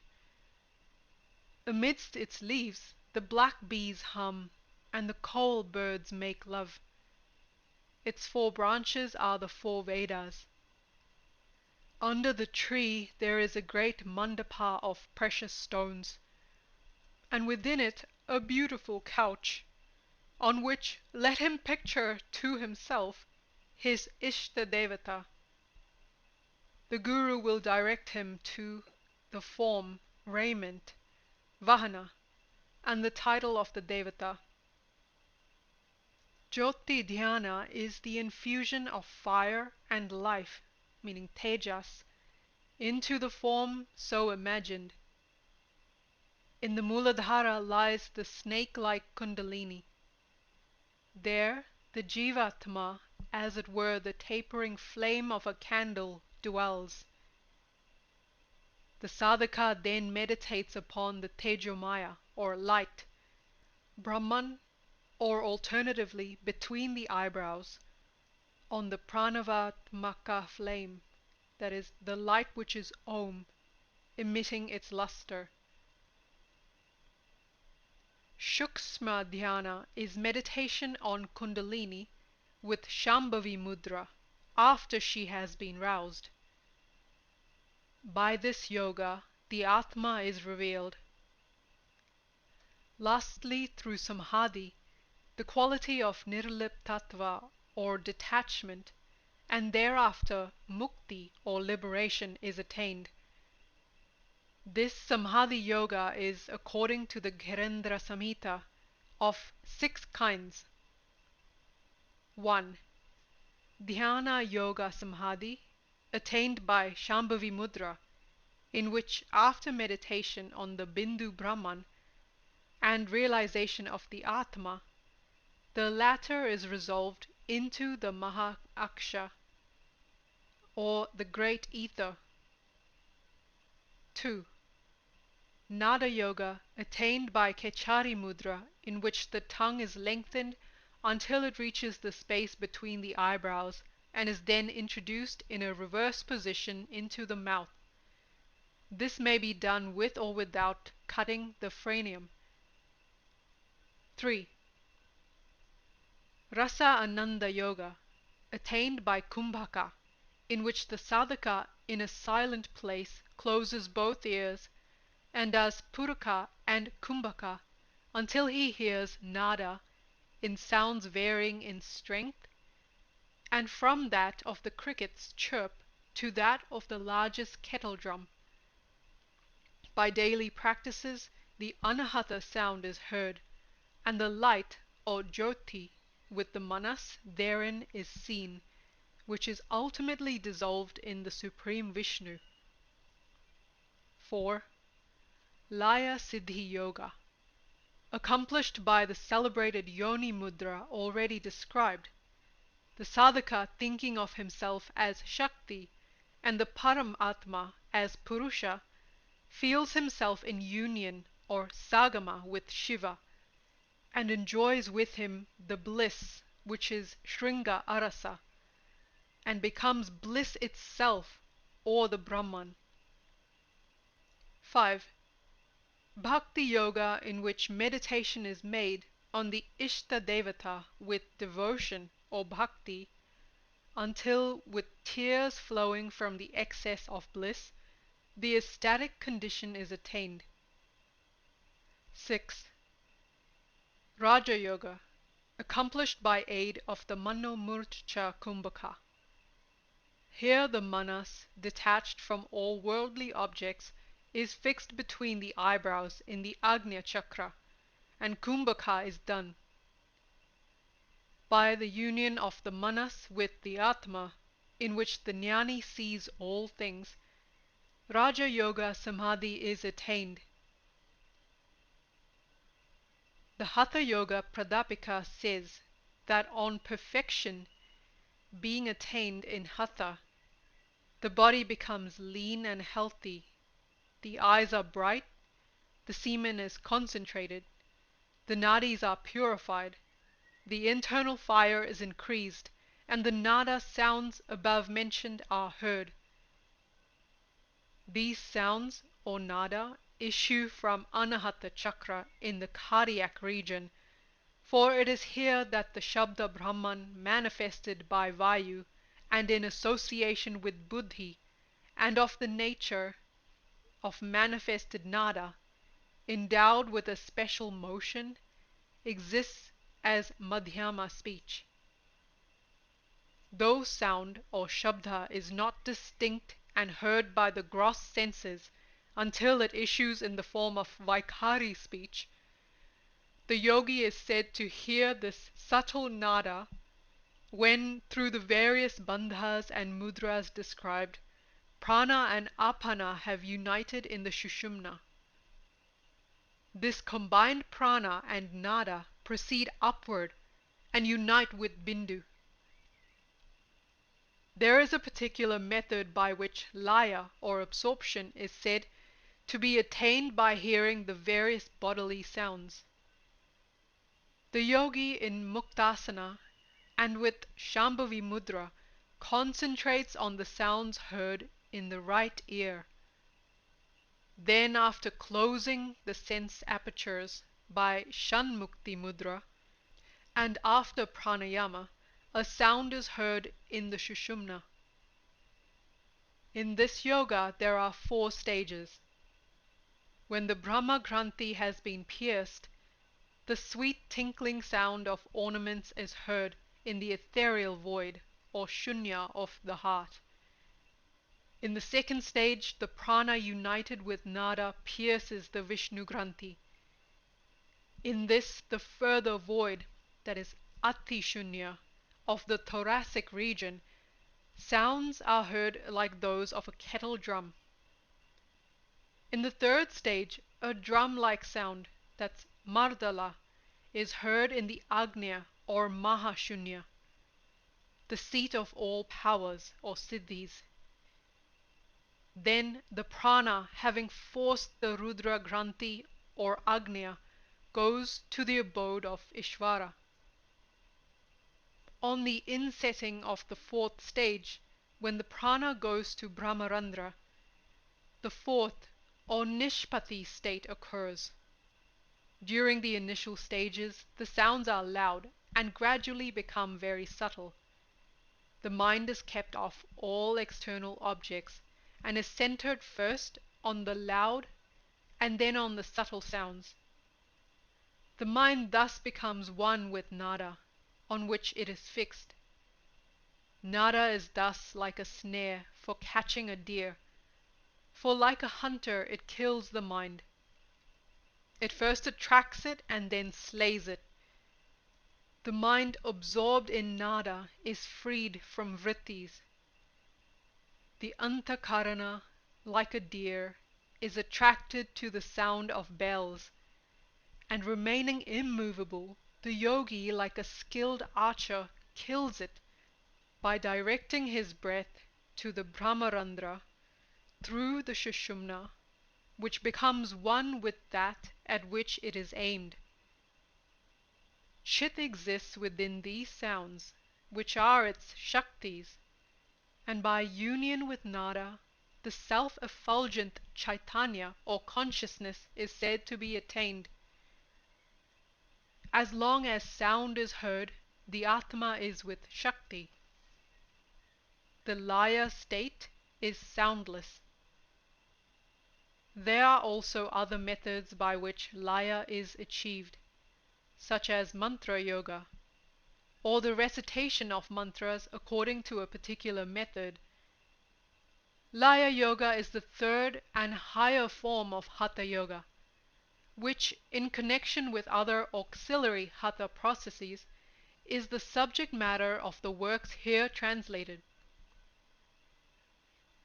Both Satchidananda, or Shiva, and Satchidananda, or Shakti, are present in the body, and Laya yoga consists in the control of Chitta Vritti by merging the Prakriti Shakti in the Purusha Shakti, according to the laws which govern the Pinda, that's the individual, and Brahmanda, or cosmic bodies, and thereby gain liberation, or moksha. As in the case of the preceding systems, Laya yoga has special features of its own. Speaking in a general way, Hatha yoga is specially, though not exclusively, concerned with the physical body, its powers and functions, and affects the subtle body through the gross body. Mantra yoga is specially, though not exclusively, concerned with the forces and powers at work outside, though affecting the body. Laya yoga deals with the supersensible pitras, that is, seats or centers, and the supersensible forces and functions of the inner world of the body. These pitras or seats of the devatas are the chakras already described, ranging from the Sahasrara, the abode of the unattached, that's Nirlipta, Satcha Chidanandamaya, Paramamata, to the Muladhara, the seat of Prakriti Shakti, called Kula Kundalini in Yoga Shastras.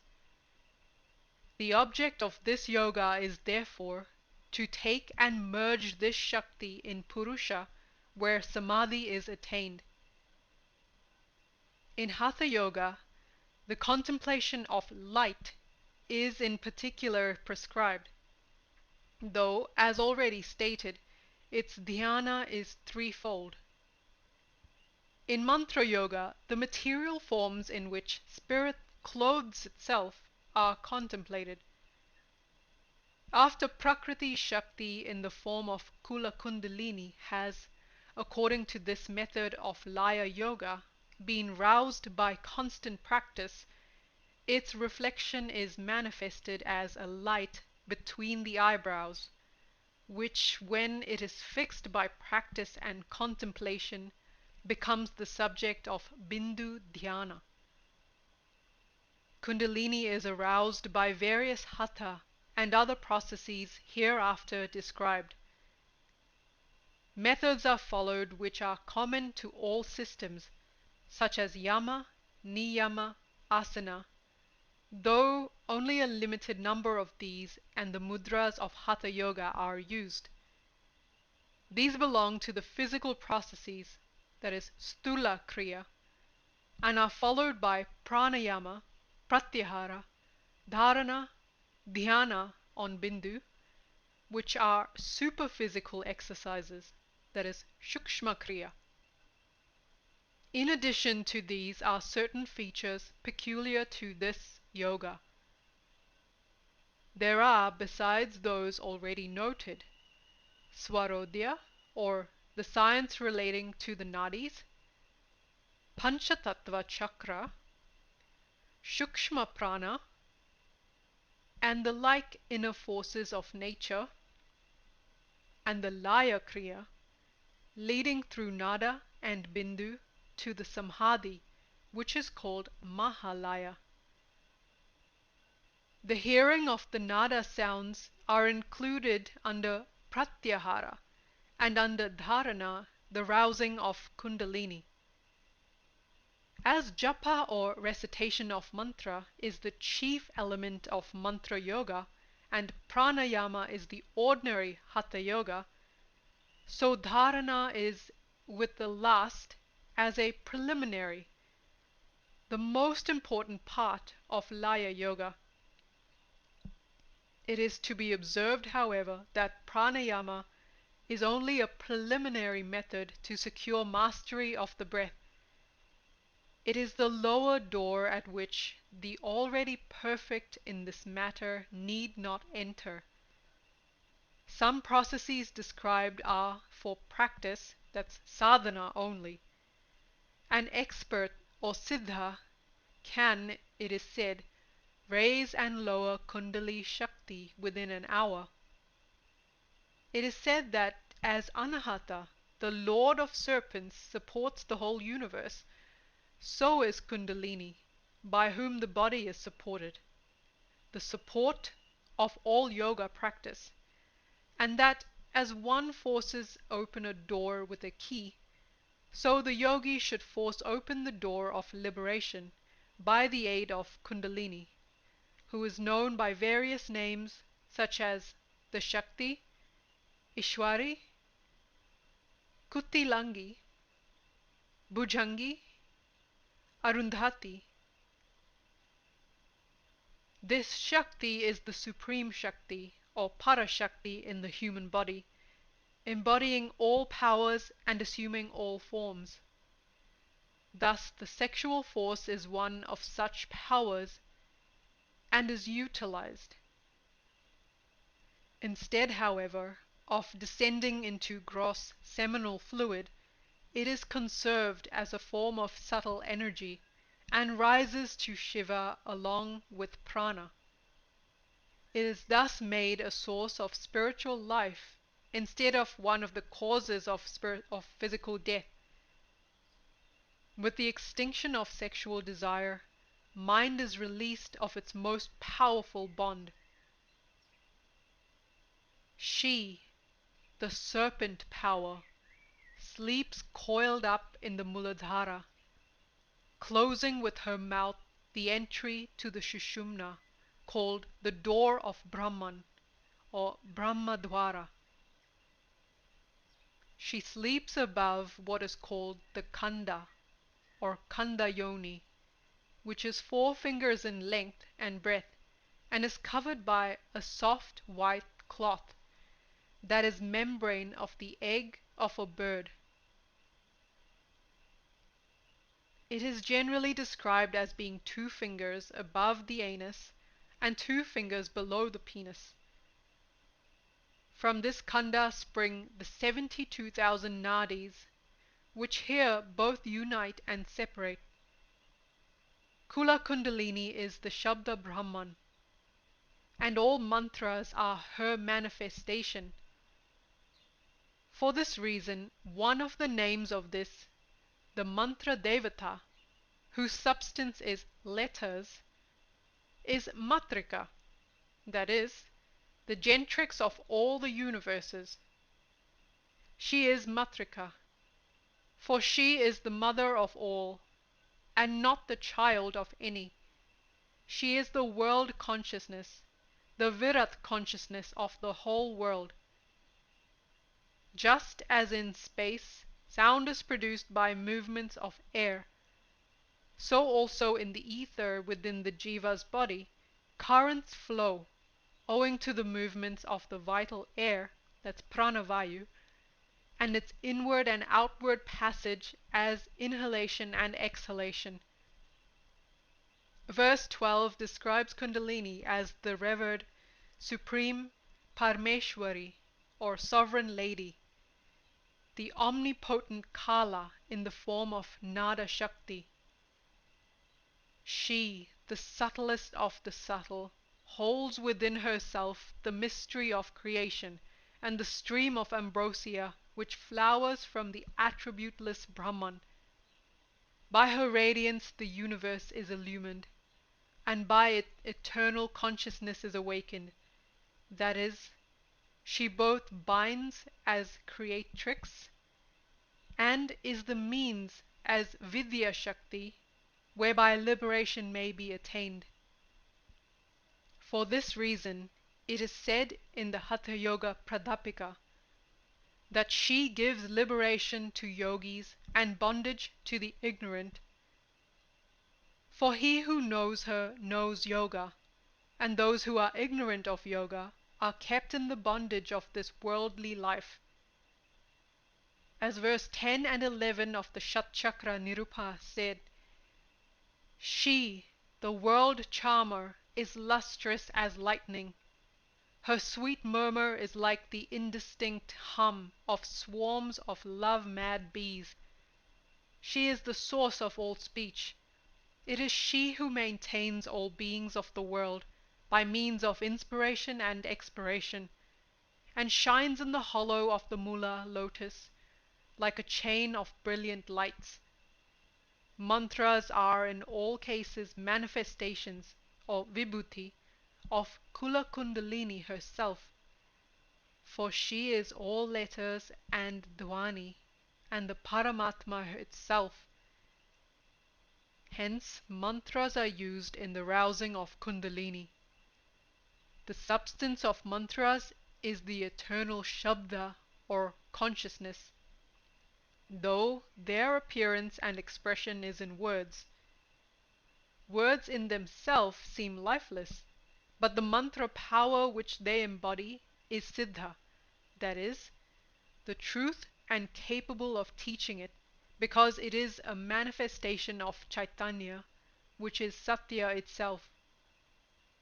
So Veda, which is the formless Brahman in Veda form, is the self-illumed principle of experience itself, and is displayed in words, which are without human authorship, incessantly revealing knowledge of the nature of Brahman, or pure being, and of Dharma, or those principles and laws, physical and cyclical and spiritual, by which the universe is sustained. And so, the Divine Mother is said to be Brahman, knowledge, or Brahma Vidya, in the form of that immediate experience, which is the fruit of the realization of the great Vedantic sayings, or Mahavakya. As notwithstanding the existence of feeling consciousness in all things, it does not manifest without particular processes, so although the substance of mantras is feeling consciousness, that feeling consciousness is not perceptible without the union of the sadhaka's Shakti, that is derived from sadhana, with mantra Shakti. Hence, it has been said in the Sharada Tilaka, although Kula Kundalini, whose substance is mantras, shines brilliant as lightning in the Muladhara of every jiva, yet it is only in the lotuses of the hearts of yogis that she reveals herself and dances in her own joy. In other cases, though existing in subtle form, she does not reveal herself. Her substance is all Vedas, all mantras, and all tattvas. She is the mother of three forms of energy, sun, moon, and fire, and Shabda Brahman itself. Kundalini is therefore the mightiest manifestation of creative power in the human body. Kundalini is the Shabda Brahman, that is, Atma as manifested Shakti in bodies and in every power, person, and thing. The six centers and all evolved therefrom are her manifestation. Shiva dwells in the Sahasrara. The latter is the upper Sri Chakra, as the six centers are the lower. Yet Shakti and Shiva are one. Therefore, the body of Kundalini Shakti consists of 8 parts, or angas, namely, the 6 centers of psychic and physical force, Shakti and Sadashiva her lord. In the Sahasrara, Kundalini is merged in the supreme Atma Shakti. Kundalini is the great Prana Devata, or Lord of Life, which is Nadatma. And if prana is to be drawn up through the middle path, the Shushumna, towards the Brahmarandra, it must of necessity pierce the lotuses or chakras which bar the way therein. Kundalini being prana Shakti, if she is moved, prana is moved. The asanas, kumbhakas, bandhas, and mudras are used to rouse Kundalini, so that the prana withdrawn from Ida and Pingala may, by power of its Shakti, after entry into the Shushumna or void, go upward toward the Brahmarandra. The yogi is then said to be free of the active karma and attains the natural state. The object then is to devitalize the rest of the body by getting the prana from Ida and Pingala into Shushumna, which is for this reason regarded as the most important of all nadis, and the delight of the yogi, and then to make it ascend through the lotuses which bloom on its approach. The body on each side of the spinal column is devitalized, and the whole current of prana thrown into that column. The Manomani state is said to arise with the dissolution or laya of prana, for on this ensues laya of manas. By daily practicing restraint of prana in Sushumna, the natural effort of the prana along its ordinary channels is weakened, and the mind is steadied.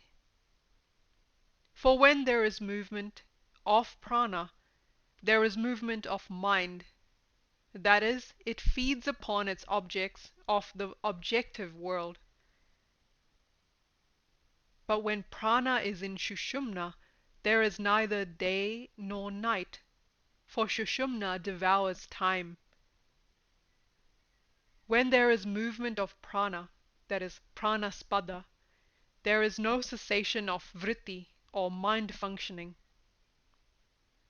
And as the Yoga Vasishta says, so long as prana does not cease to exist, there is neither tattva jnana nor destruction of vasana, the subtle cause of the will towards life, which is the cause of rebirth. For tattva jnana, or supreme knowledge, is the destruction of both chitta and vasana. Restraint of breath also renders the semen firm, for the semen fluctuates as long as prana does, and when the semen is not steady, the mind is not steady. The mind thus trained detaches itself from the world. These various results are said to be achieved by rousing Kundalini, and by the subsequent processes for which she is the key. As one forces open a door with a key, so the yogi should force open the door of liberation by Kundalini. For it is she who sleeps in the Muladhara, closing with her mouth the channel, that is Sushumna, by which ascent may be made to the Brahmarandra. This must be opened when the prana naturally enters into it. She, the young widow, is to be despoiled forcibly. It is prescribed that there shall be daily practice with a view to acquiring power to manipulate this Shakti. It generally takes years from the commencement of the practice to lead the Shakti to the Sahasrara, though in exceptional cases it may be done in a short time. At first she can only be led to a certain point, and then gradually higher.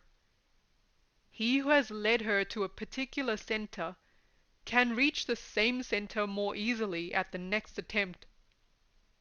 But to go higher requires further effort. At each center, a particular kind of bliss, or ananda, is experienced, and particular powers, such as the conquest of the elementary forms of sensible matter, or bhuta, are, it is said, gained, until at the Agnya center, the whole universe is experienced. In the earlier stages, moreover, there is a natural tendency of the Shakti to return. In the continued practice, facility and greater control are gained. Where the nadis are pure, it is easy to lead her down even from the Sahasrara. In the perfection of practice, the yogi can stay as long as he will in the Sahasrara, where the bliss is the same as that experienced in liberation.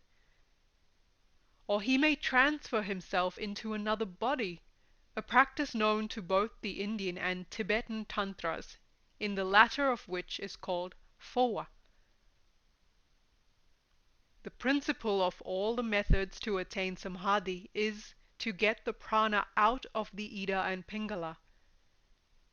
When this is achieved, these nadis become dead, because vitality has gone out of them.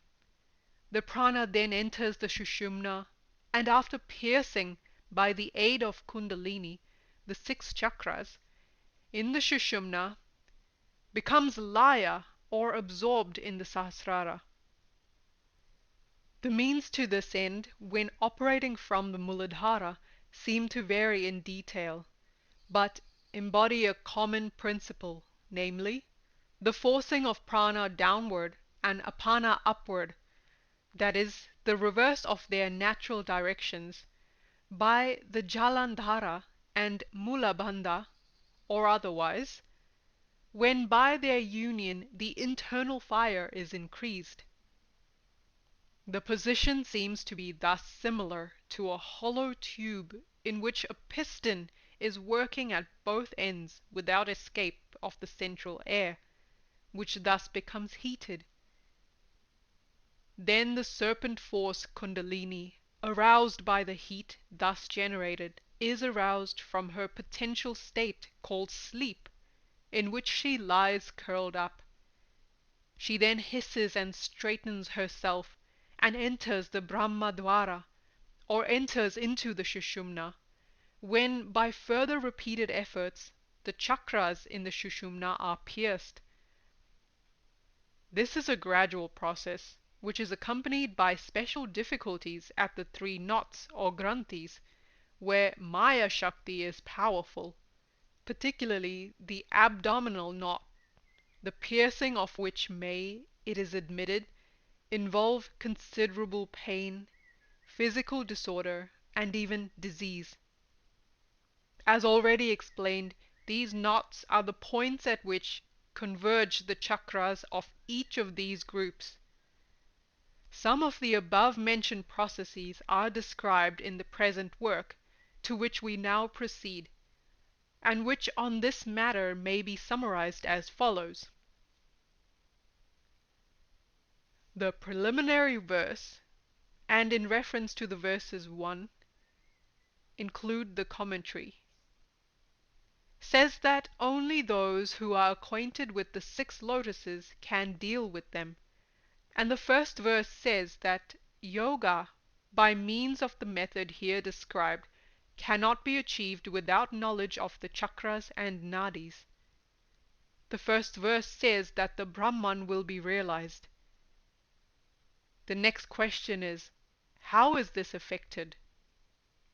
The commentator in the preliminary verse says that the very merciful Purananda Swami, being wishful to rescue the world, sunk in the mire of misery, has undertaken the task, firstly of instructing it as regards the union of the Shakti Kundalini with the vital centers or chakras, and secondly of imparting that knowledge of Brahman or Tattva Nyana which leads to liberation. The former, that is, knowledge concerning the chakras and so forth, is the first shoot of the yoga plant. Brahman, as the commentator says, is the supreme consciousness which arises upon the acquisition of knowledge. The first cause of such knowledge is an acquaintance with and practice of the Tantric yoga sadhana, which is concerned with the chakras, nadis, and Kundalini. The next cause is the realization of that sadhana by the rousing of Kundalini. And the final result is experience as Brahman, which is the effect of the action of Kundalini, who is the Shakti or power of will, action, and knowledge, and exists in forms both subtle and gross. Mind is as much one of the forms of Kundalini as is that which is called matter. Both are equally products of Prakriti Shakti, which is a grosser form of the Nadamayi Shakti. Kundalini takes the form of the 8 Prakritis. The power which is aroused is in itself consciousness, and when aroused and taken to the upper cerebral center is the giver of true knowledge, that is Swarupa Nyana, which is the supreme consciousness. The arousing of this force is achieved both by will and mind power, accompanied by suitable physical action. The sadhaka sits himself in the prescribed asana and steadies his mind by the Kachari mudra, in which concentration is between the eyebrows. Air is inhaled, that's puraka, and then retained, that's kumbhaka. The upper part of the body is then contracted by Jalandhara bandha, and so that the upward breath or prana is checked. By this contraction, the air so inhaled is prevented from escape. The air so checked tends downward. When the yogi feels that the air within him, from the throat to his belly, is tending downward through the channels in the nadis, the escape of vayu as apana is again checked by the mula bandha and ashwini mudra, in which the anal muscle is contracted.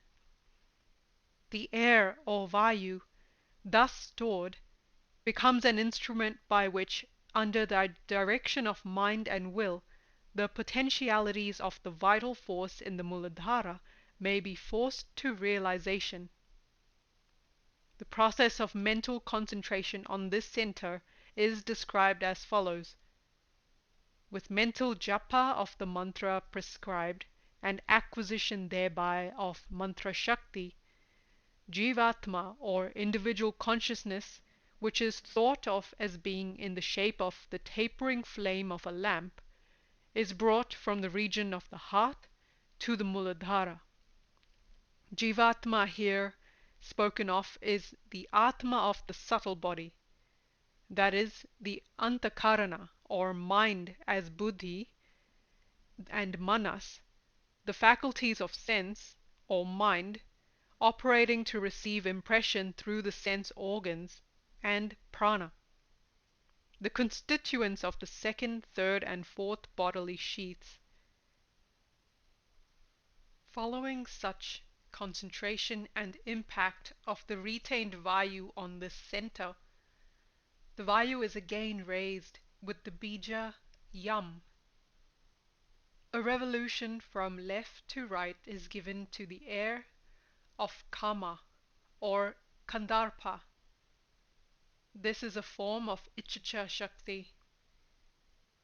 This, the pressure of the prana and apana held in kumbhaka, the natural heat arising therefrom, and the vani bija or fire mantra, Ram, kindle the fire of kama or kama agni. The fire encircles and arouses the slumbering serpent Kundalini, who is then, in the language of the Shastra, seized with the passion of desire for her spouse, the Paramhansa or Paramashiva. Shakti, thus rendered active, is drawn to Shiva. As in the case of ordinary positive and negative electric charges, which are themselves but other manifestations of the universal polarity which affects the manifested world. The Yoga Kundali Upanishad states the following methods, and others mentioned. When prana is passing through Ida, assume Padmasana and lengthen the Akasha of 12 by 4. That is, as an exhalation of prana goes out in 16 measures and inhalation comes in 12, inhale for 16 and gain power. Then, holding the sides by each hand, stir up Kundalini with all one's strength from right to left fearlessly for 48 minutes. Draw the body up a little to let Kundali enter Shushumna. The yogi does a drawing up movement in which the shoulders are raised and dropped. Prana enters of itself with her, compressing above and expanding below, and vice versa. Prana rises. In the commentary on verse 32 of the Ananda Lahiri, it is said, the sun and moon, as they move always in Devyana and Pitriyana, that is, northern and southern orbs, in the macrocosm, are traveling incessantly in the microcosm by Ida and Pingala, day and night. The moon, ever traveling by the left nadi, that's Ida, bedews the whole system with her nectar. The sun, traveling by the right nadi, or Pingala, dries the system, thus moistened by nectar. When the sun and moon meet at Muladhara, that day is called Amavasya, or new moon day. The Kundali also sleeps in Andharakanda.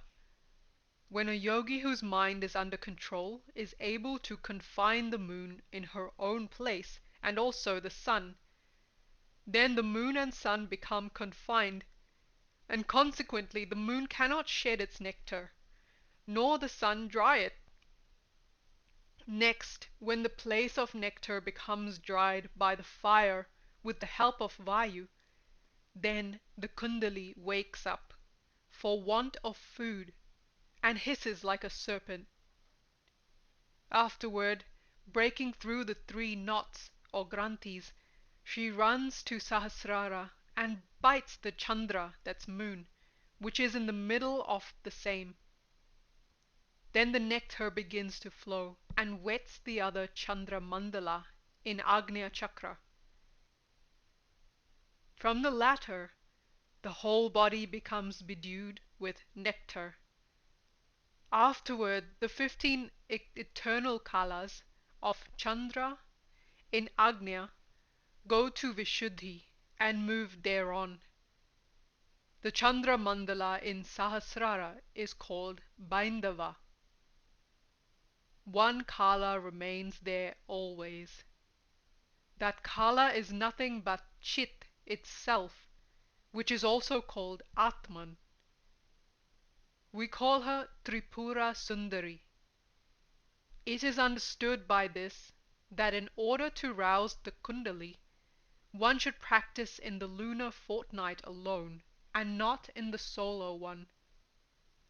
Kundalini is led upwards, as a rider guides a trained mare by the reins, through the aperture hitherto closed by her own coils, but now open, within the entrance of the Chitrini Nadi. She then pierces in that Nadi each of the lotuses, which turn their heads upward as she passes through them.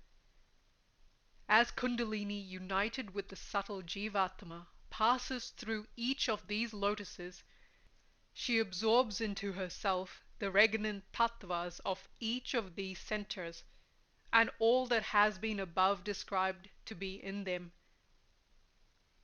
As the ascent is made, each of the grosser tattvas enters into the Laya state, and is replaced by the energy of Kundalini, which after the passage of the Vishuddha chakra replaces them all. The senses which operate in association with these grosser tattvas are merged into her, who then absorbs into herself the subtle tattvas of the Agnya. Kundalini herself takes on a different aspect as she ascends the 3 planes and unites with each of the lingas in that form of hers which is appropriate to such union.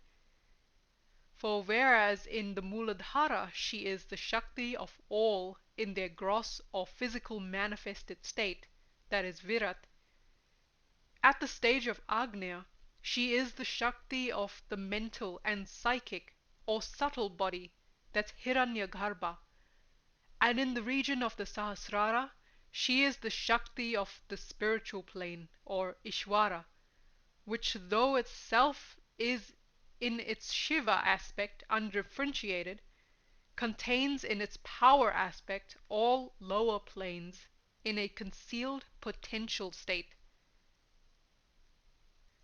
The Maya Tantra says that the 4 sound-producing Shaktis, namely Para, Pashyanti, Madhyama and Vaikari, are Kundalini herself. Hence, when Kundalini starts to go to Sahasrara, she in her form as Vaikari bewitches Swayambhu Linga. She then similarly bewitches Bana Linga in the heart and as Madhyama, and Itara Linga in the eyebrows as Pashyanti. Then she reaches the stage of Parabindu. She attains the state of Para or Parabhava. The upward movement is from the gross to the more subtle, and the order of dissolution of the tattvas is as follows. Prithvi with the indriyas, that is smell and feet, the latter of which have Prithvi of the earth as ground, as their support, is dissolved into Gandha Tattva or Tanmatra of smell, which is in the Muladhara. Gandha Tattva is then taken to the Swadhisthana, and it and its connected indriyas, that is taste and hands, are dissolved in Rasa or taste Tanmatra. The latter is taken to the Manipura, and there Rasa Tattva, Tejas, and its connected indriyas, that is sight and anus, are dissolved into Rupa or sight Tanmatra. Then the latter is taken into the Anahata, and it, Vayu, and the connected indriyas of touch and penis are dissolved in Sparsha or touch Tanmatra. The latter is taken to the Vishuddha, and there it, that's Akasha, and associated indriyas of hearing and mouth are dissolved in the Shabda, meaning sound Tanmatra. The latter is then taken to the Agnya, and there and beyond it Manas are dissolved in Mahat, Mahat in Shukshma Prakriti, and the latter is united with Parabindu in the Sahasrara.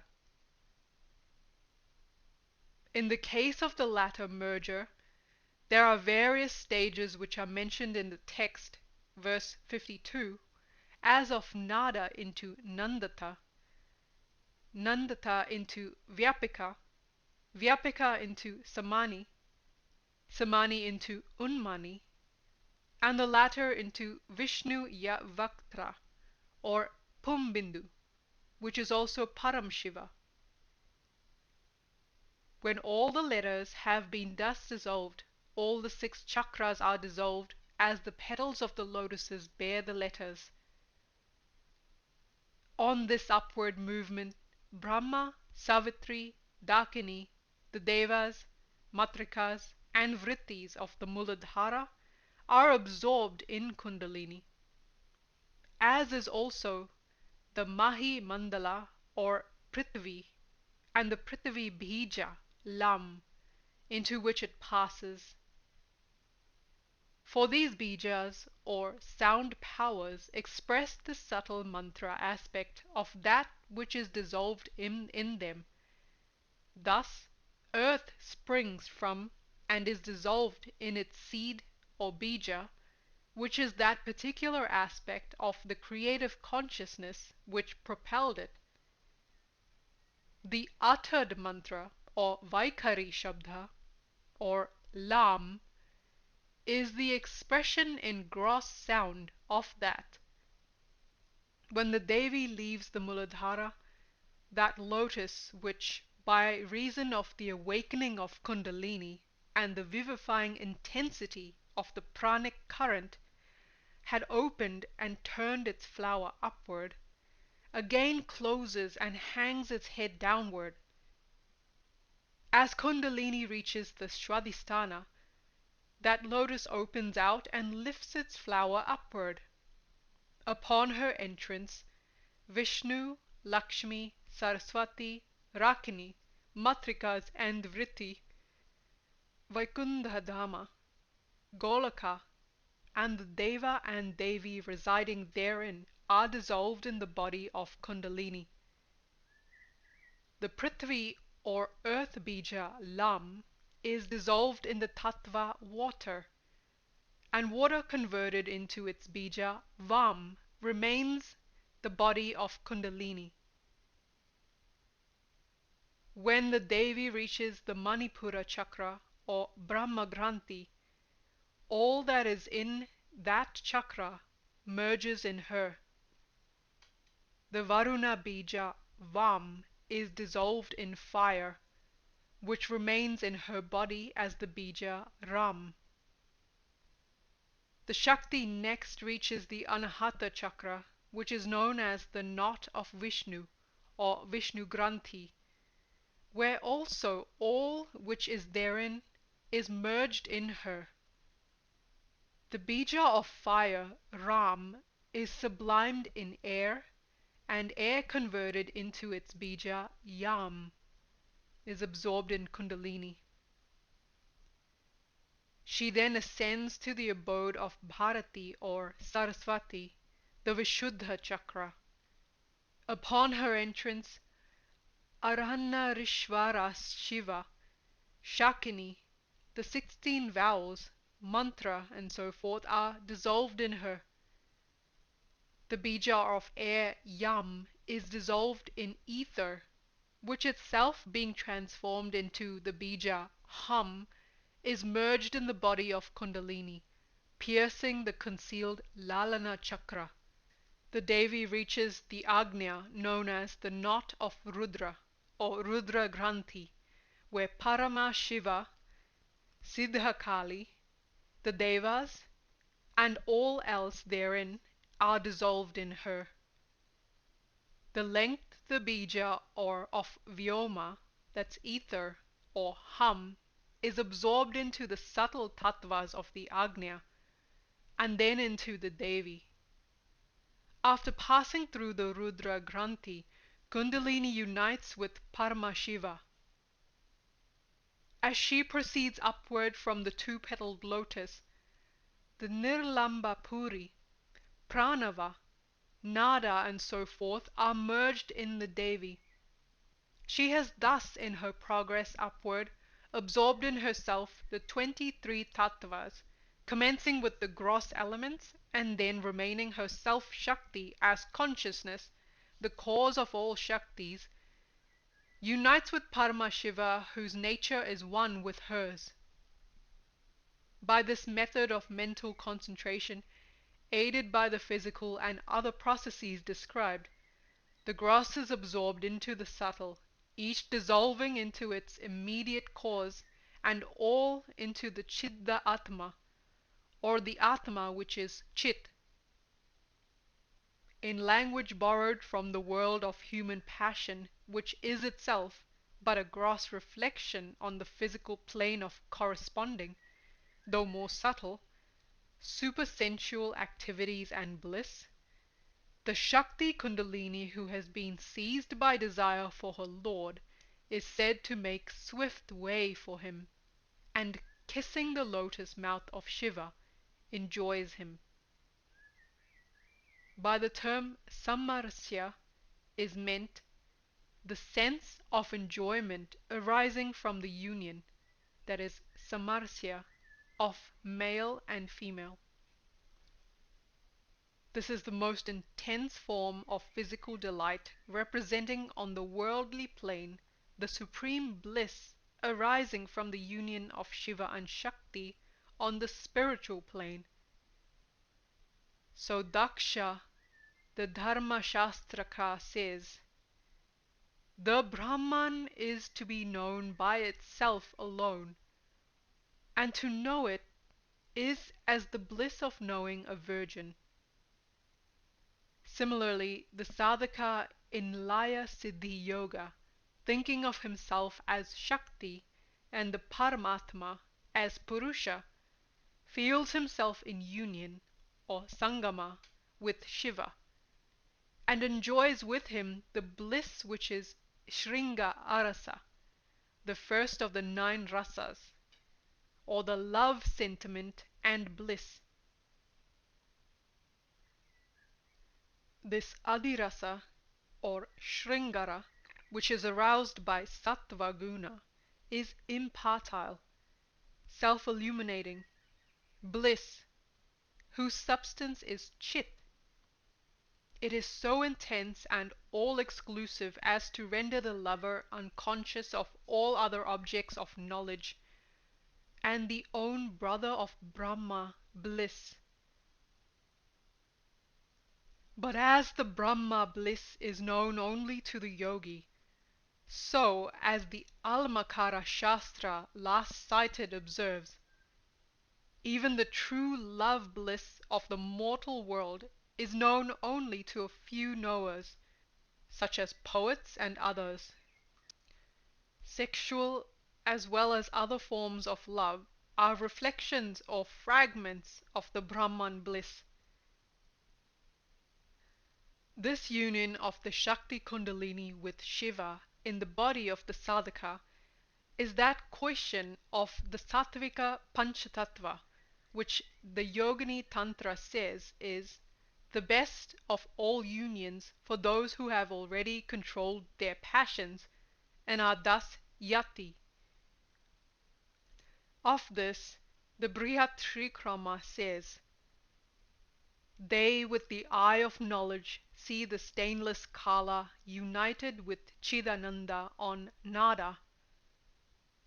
He is the Mahadeva, white like a pure crystal, and is the effulgent cause, and she is the lovely woman of beauteous limbs, which are listless by reason of her great passion.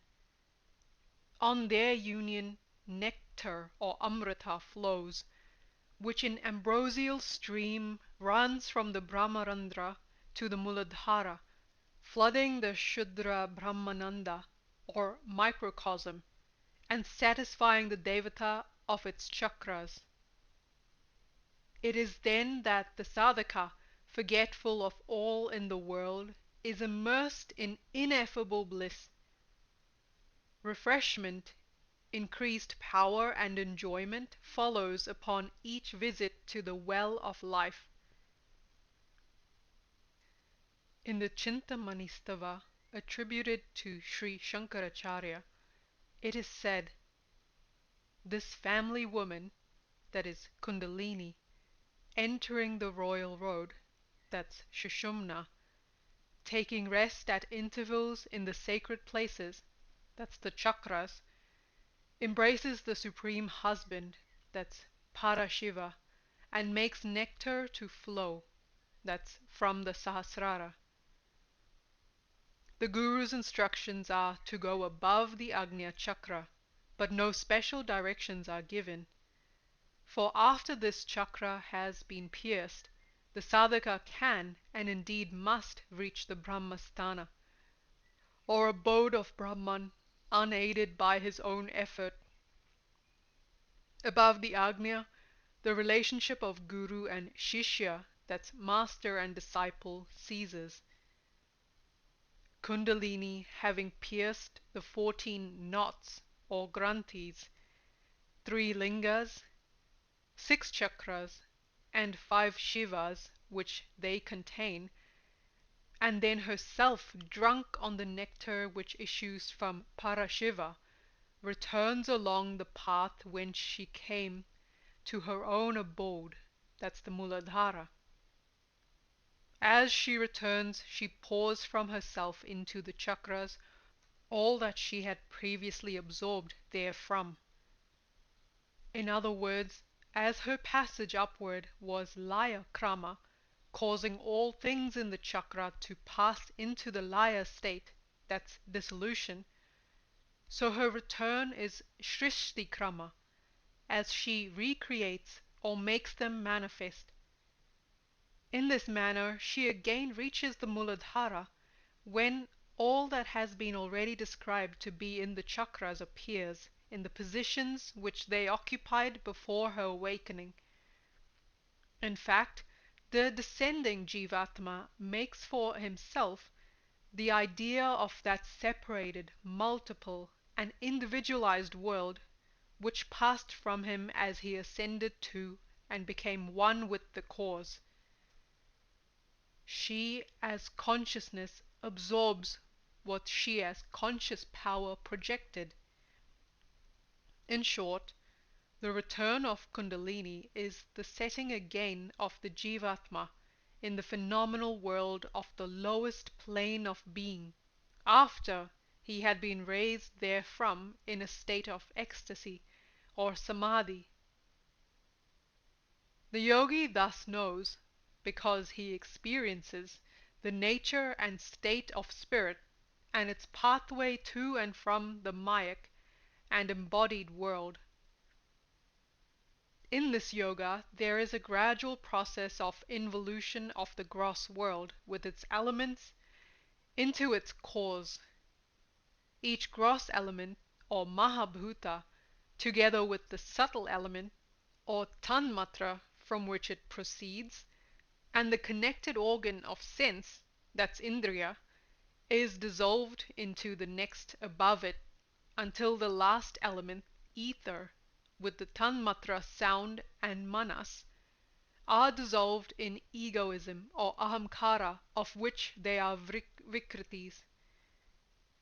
Ahamkara is merged in Mahat, the first manifestation of creative ideation, and the latter into Bindu, which is the supreme being, consciousness, and bliss as the creative Brahman.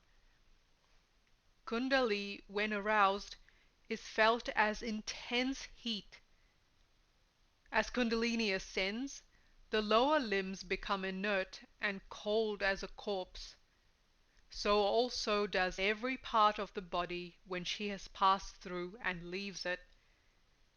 This is due to the fact that she, as the power which supports the body, as an organic whole, is leaving her center. On the contrary, the upper part of the head becomes lustrous, by which is not meant any external luster, but brightness, warmth, and animation. When the yoga is complete, the yogi sits rigid in the posture selected, and the only trace of warmth to be found in the whole body is at the crown of the head, where the Shakti is united with Shiva. Those, therefore, who are skeptical can easily verify some of the facts, should they be fortunate enough to find a successful yogi who will let them see him at work. They may observe his ecstasies and the coldness of his body, which is not present in the case of what is called the dhyana yogi, or a yogi operating by meditation only and not rousing Kundalini. This cold is an external and easily perceptible sign.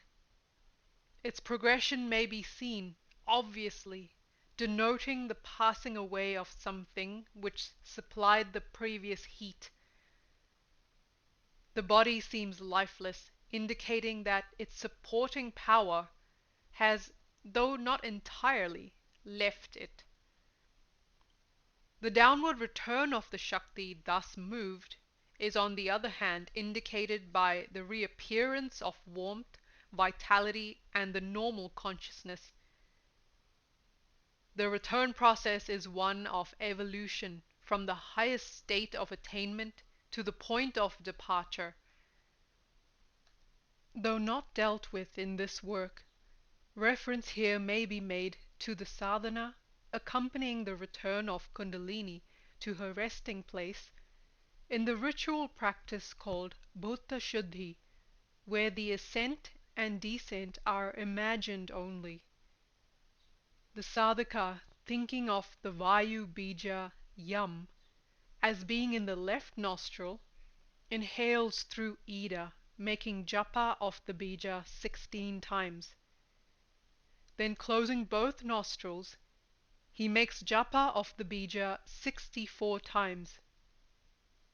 He then thinks of the black man of sin, that's Papa Purusha, in the left cavity of the abdomen as being dried up by the air, and so thinking he exhales through the right nostril, Pingala, making japa of the bija 32 times. The sadhaka then, meditating upon the red-colored bija Ram in the Manipura, inhales, making 16 japa of the bija, and then closes the nostrils, making 16 japa. Whilst making japa, he thinks that the body of the man of sin is being burned and reduced to ashes by the fire. He then inhales through the right nostril with 32 japa, and then meditates upon the white Chandra bija, Tham. He then inhales through Ida, making japa of the bija 16 times, closing both nostrils with japa done 64 times, and exhales through Pingala with 32 japa. During inhalation, holding of breath, and exhalation, he should consider that a new celestial body is being formed by the nectar from the moon. In a similar way with the bija of water Vam, the formation of the body is continued, and with the bija Lam of the cohesive Prithvi Tattva it is completed and strengthened. Lastly, with the mantra Soham, that is, He I Am, the sadhaka leads the Jivatma into its place in the heart. Some forms of meditation are given in verse 51. Kundali does not at first stay long in Sahasrara. The length and stay depends on the strength of the yogi's practice. There is then a natural tendency or samskara on the part of Kundali to return. The yogi will use all effort at his disposal to retain her above. For the longer this is done, the nearer approach is made to the time when she can be in permanent manner retained there. For it is to be observed that liberation is not gained by merely leading Kundali to the Sahasrara. And of course still, less is gained by stirring it up in the Muladhara or fixing it in any of the lower centers. Liberation is gained only when the Kundali takes up her permanent abode in the Sahasrara, so that she only returns by the will of the sadhaka. It is said that after staying in Sahasrara for a time, some yogis lead the Kundali back to Hirdaya, that is heart, and worship her there. This is done by those who are unable to stay long in Sahasrara. If they take the Kundalini lower than Hirdaya, that is, worship her in the 3 chakras below Anahata, they no longer, it is said, belong to the Samyama group. Thus, when by preliminary sadhana purity of physical and mental function is gained, the sadhaka learns how to open the entrance of the Shushumna, which is ordinarily closed at the base. This is the meaning of the statement that the serpent with its coil closes the gate of Brahma. At the base of the Shushumna Nadi, and in the Adhara lotus, the Shakti Kundalini lies slumbering, coiled round the Linga, the Shiva or Purusha aspect of that center of the Shabda Brahman, of which she is the Prakriti aspect. Kundali, in the form of her creative emanations as mind and matter, is the whole moving body.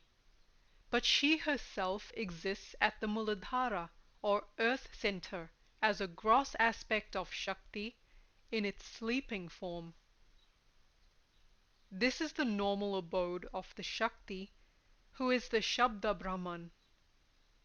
For having so completely manifested herself, she rests or sleeps in what is her grossest and concluding manifestation. The residual vital force in this center there exists in a latent and potential state,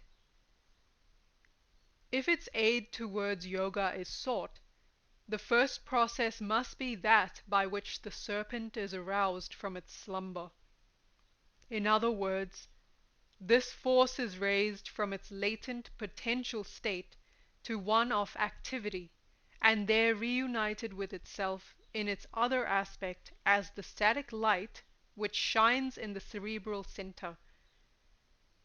Kundalini Shakti is Chit or consciousness in its creative aspect as power. As Shakti, it is through her activity that the world and all beings therein exist.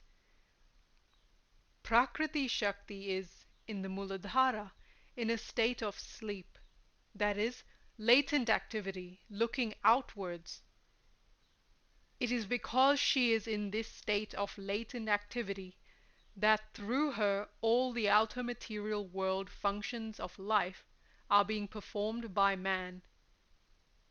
And it is for this reason that man is engrossed in the world, and under the law of Maya takes his body and egoism to be the real self, and thus goes round the wheel of life in its unending cycle of birth and death. When the jiva thinks the world to be different from himself and the Brahman, it is through the influence of Kundalini, who dwells within him. Her sleep in the Muladhara is therefore for the bondage of the ignorant. As long as she remains in the Muladhara lotus, namely in that state of hers which is concomitant of the cosmic appearance, so long must the appearance endure. In short, when she is asleep, man is in the waking state.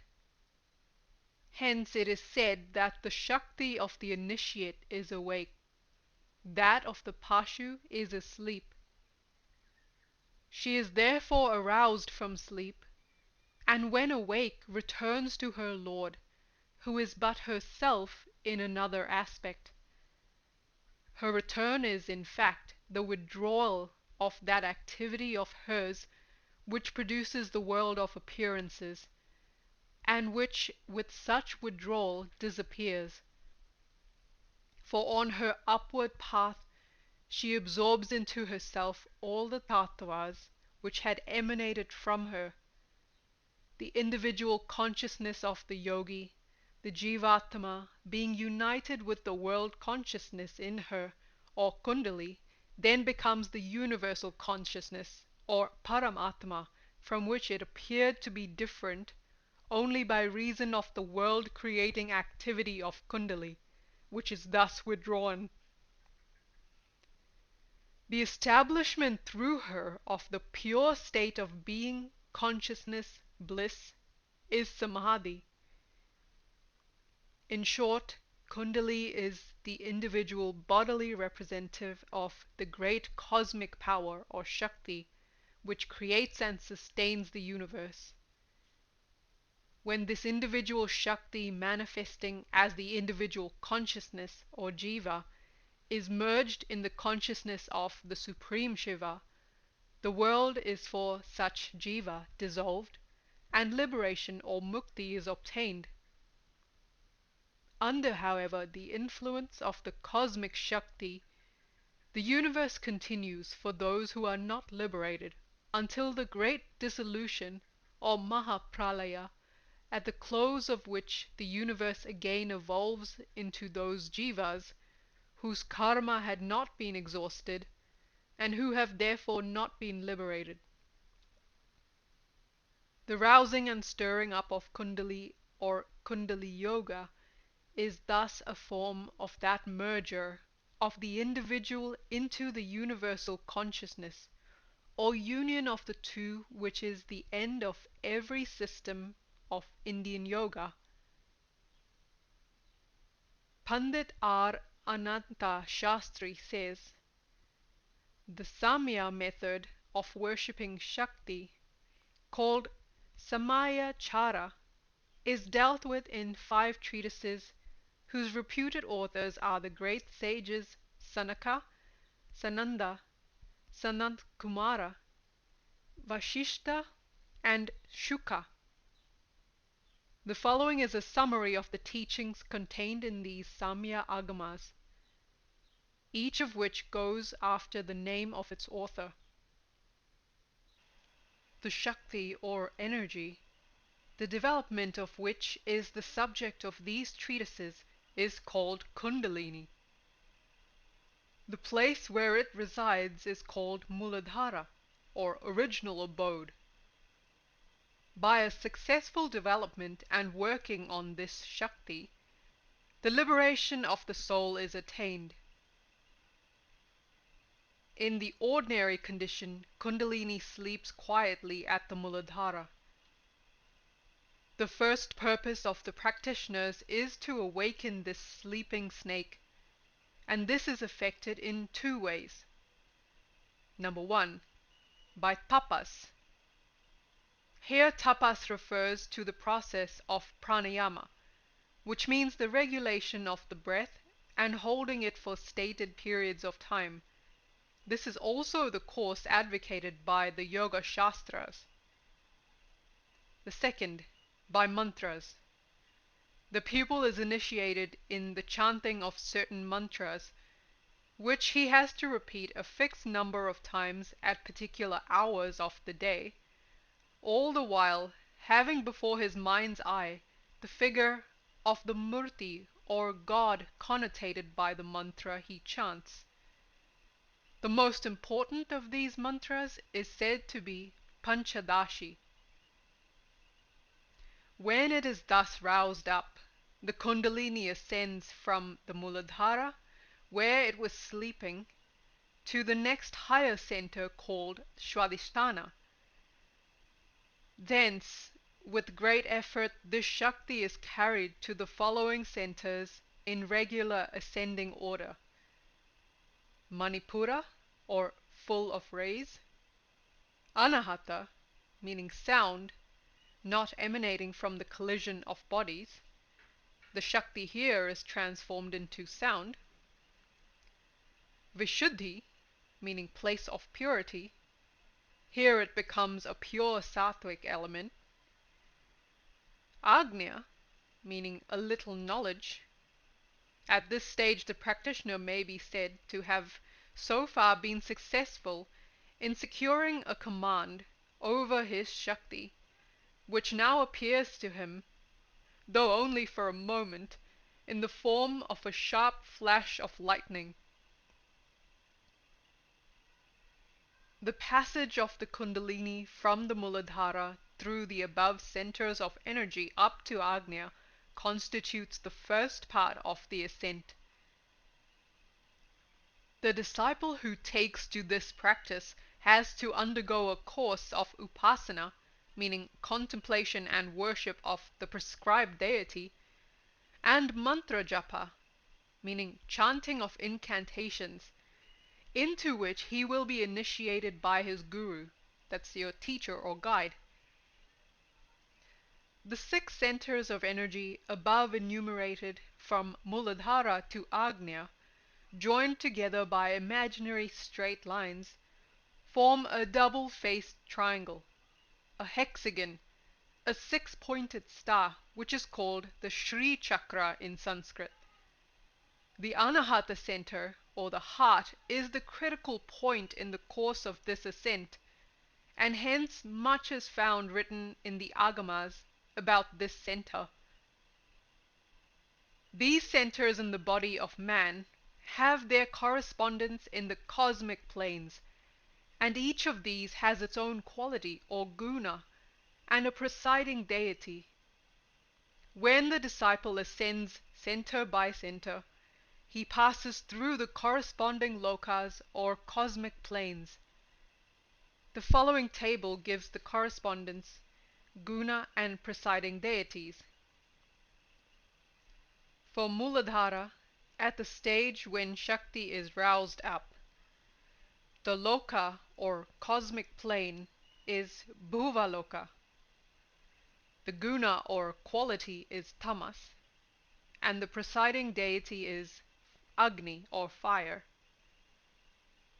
For Swadhisthana, The loka or cosmic plane is Svarloka, the guna or quality is Tamas, and presiding deity is Agni or fire.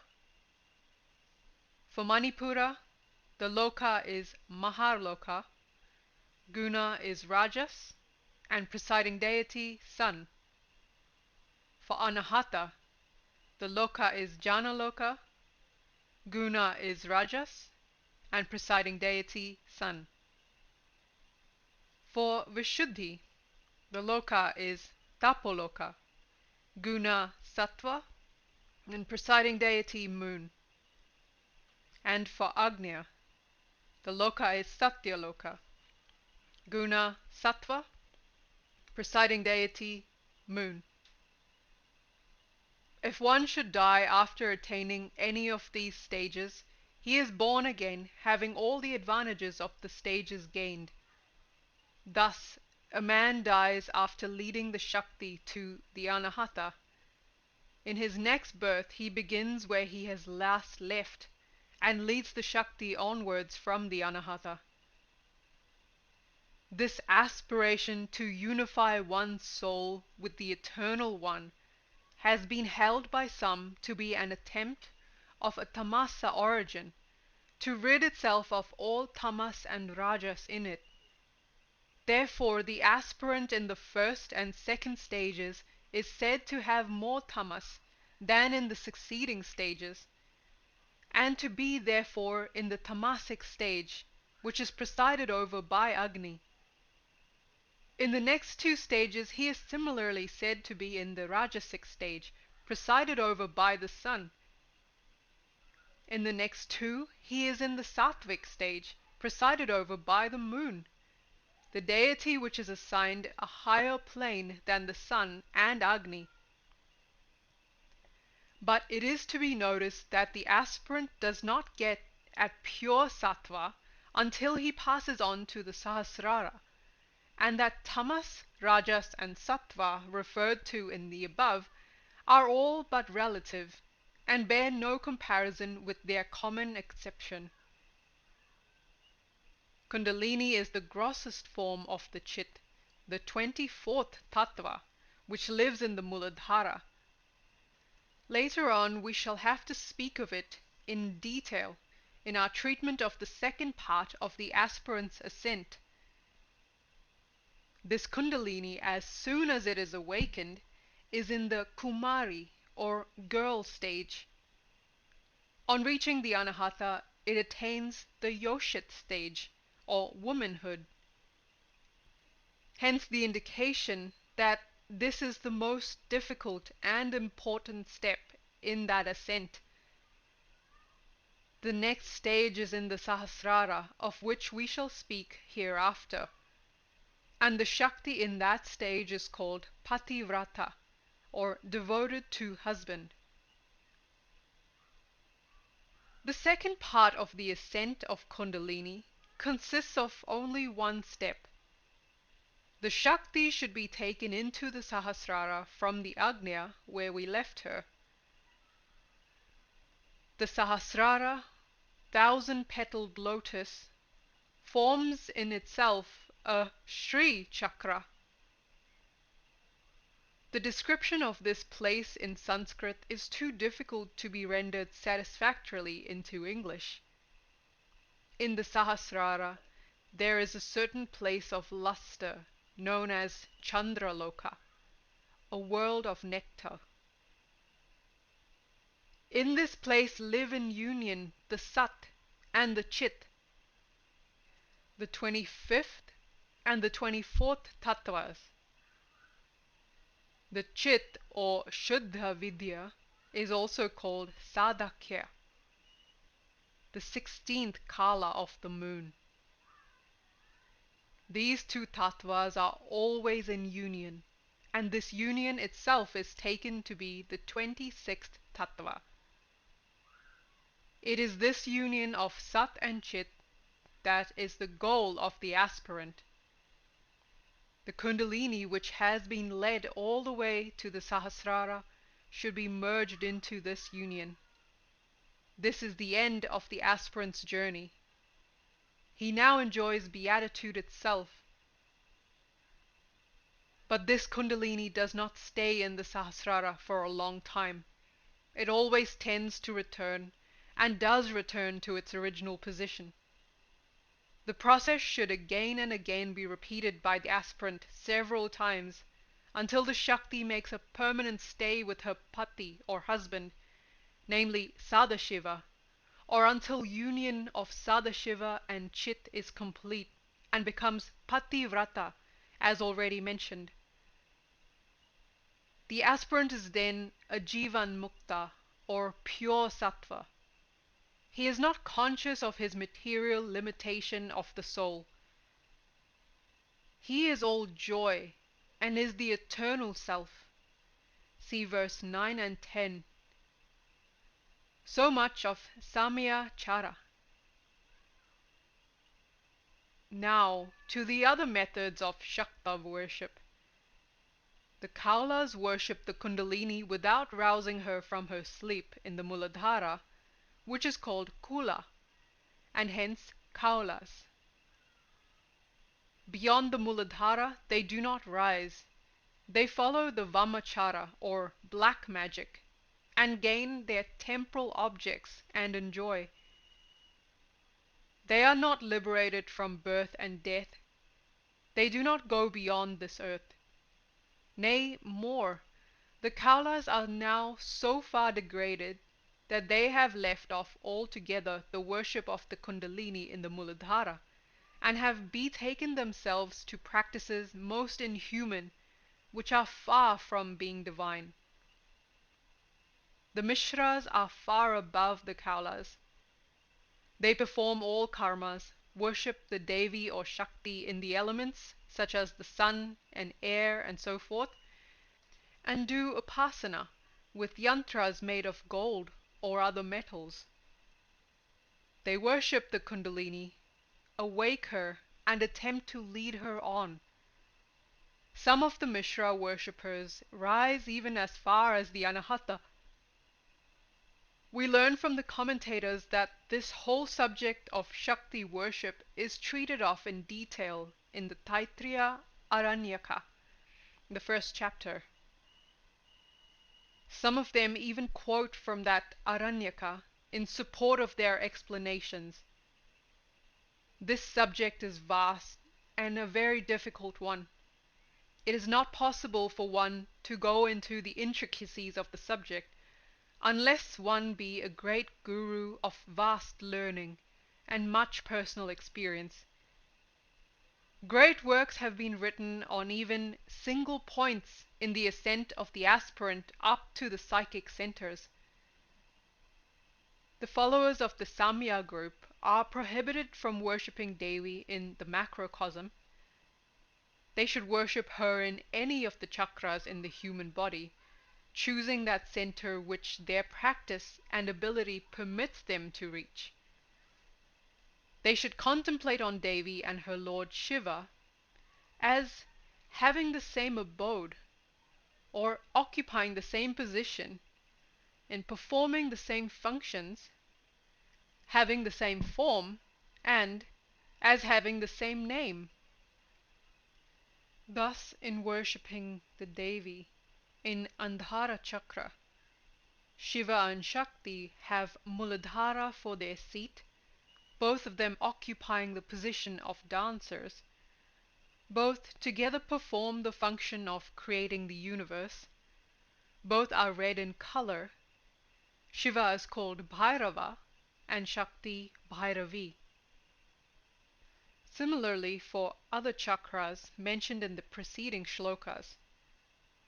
This is the way how beginners have to practice. Advanced students worship Devi in the Sahasrara and not in the lower centers. How is the worship to be carried on in the Sahasrara? The worshipper should fix his attention on Baindava, which is the locality where the ever-existing 26th Tattva, the union of Shiva and Shakti, resides. It lies above all the 25 Tattvas and is situated in the Chandramandala, which is the sphere of the moon, in Sahasrara. He should contemplate on the said union and identify himself with it. This shows that those who carry on Bhaya Puja or worship in the external world do not belong to the Samyama school. As regards the identification of oneself with the union of Shiva and Shakti at Baindava, just spoken of, there are two ways of realizing it. One is known as the fourfold path, and the other, the sixfold path. These should be learned from the Guru. A novitiate of the Samaya school has to go to the following course. 1. He should cherish the utmost regard for and confidence in his Guru. 2. He should receive the Panchadashi mantra from his Guru and chant the same according to the instructions, with a knowledge of its seer or rishi meter and the deity or devata. 3. On the 8th day in that bright fortnight of Ashvayuja month, Mahanavami, he should at midnight prostrate himself at his Guru's feet, when the latter will be pleased to initiate him in some mantra, and the real nature of the 6 chakras, and of the sixfold path of identification. After he is thus qualified, Lord Mahadeva gives him the knowledge or capacity to see his inner soul.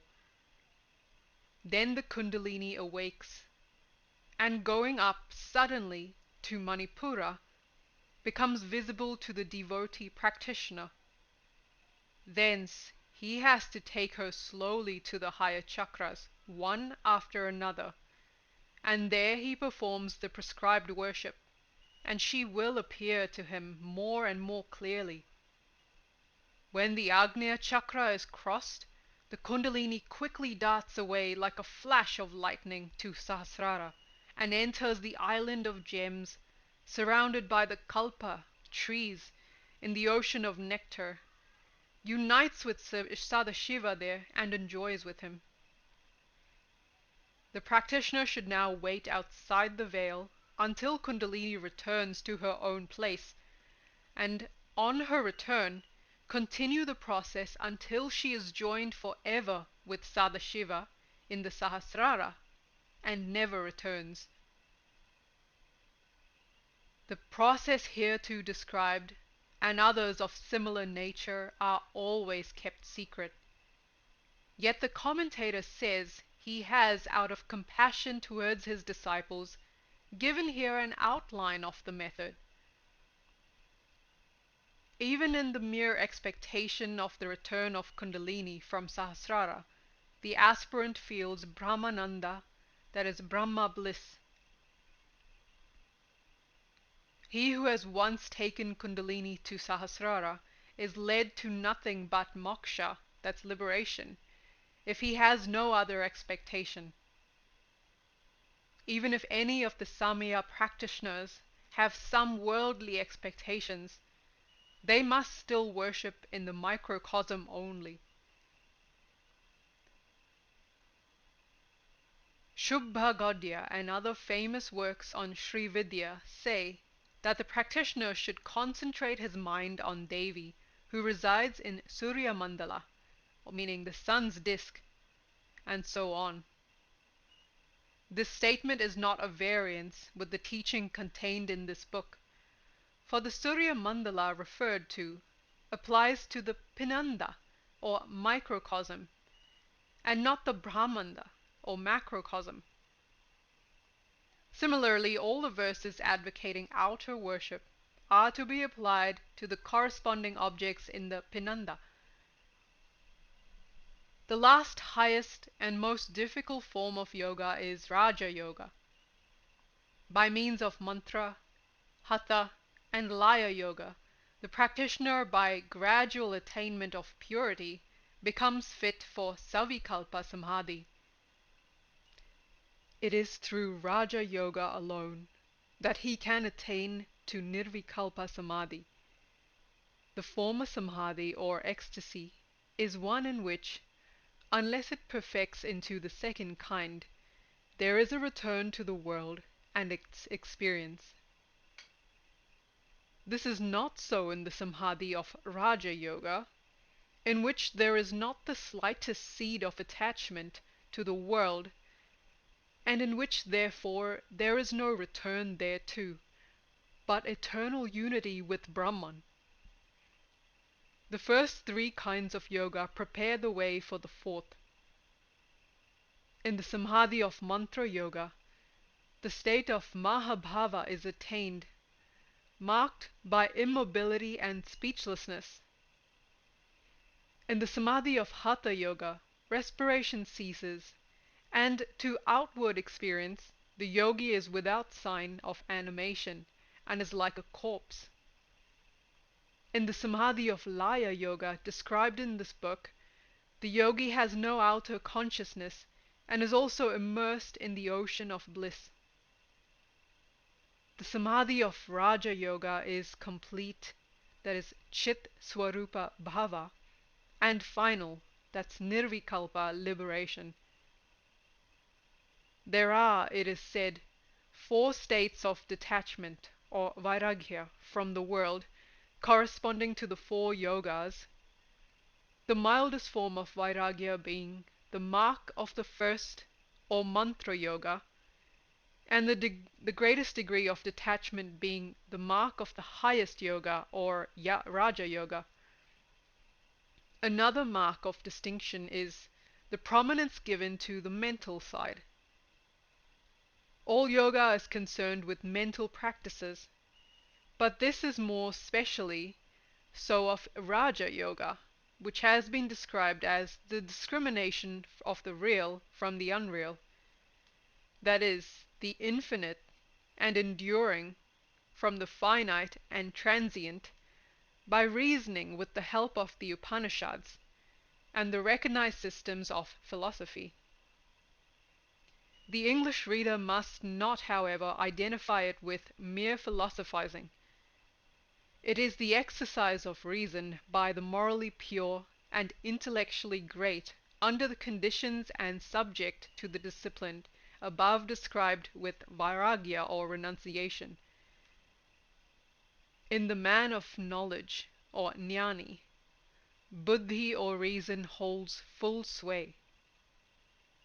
Raja Yoga comprises 16 divisions. There are 7 varieties of vichara, that is reasoning, in 7 places of knowledge, that is bhumika, called Jnananda, Sannyasada, Yogada, Lilyon-mukti, Satpara, Anandapara, and Paratpara.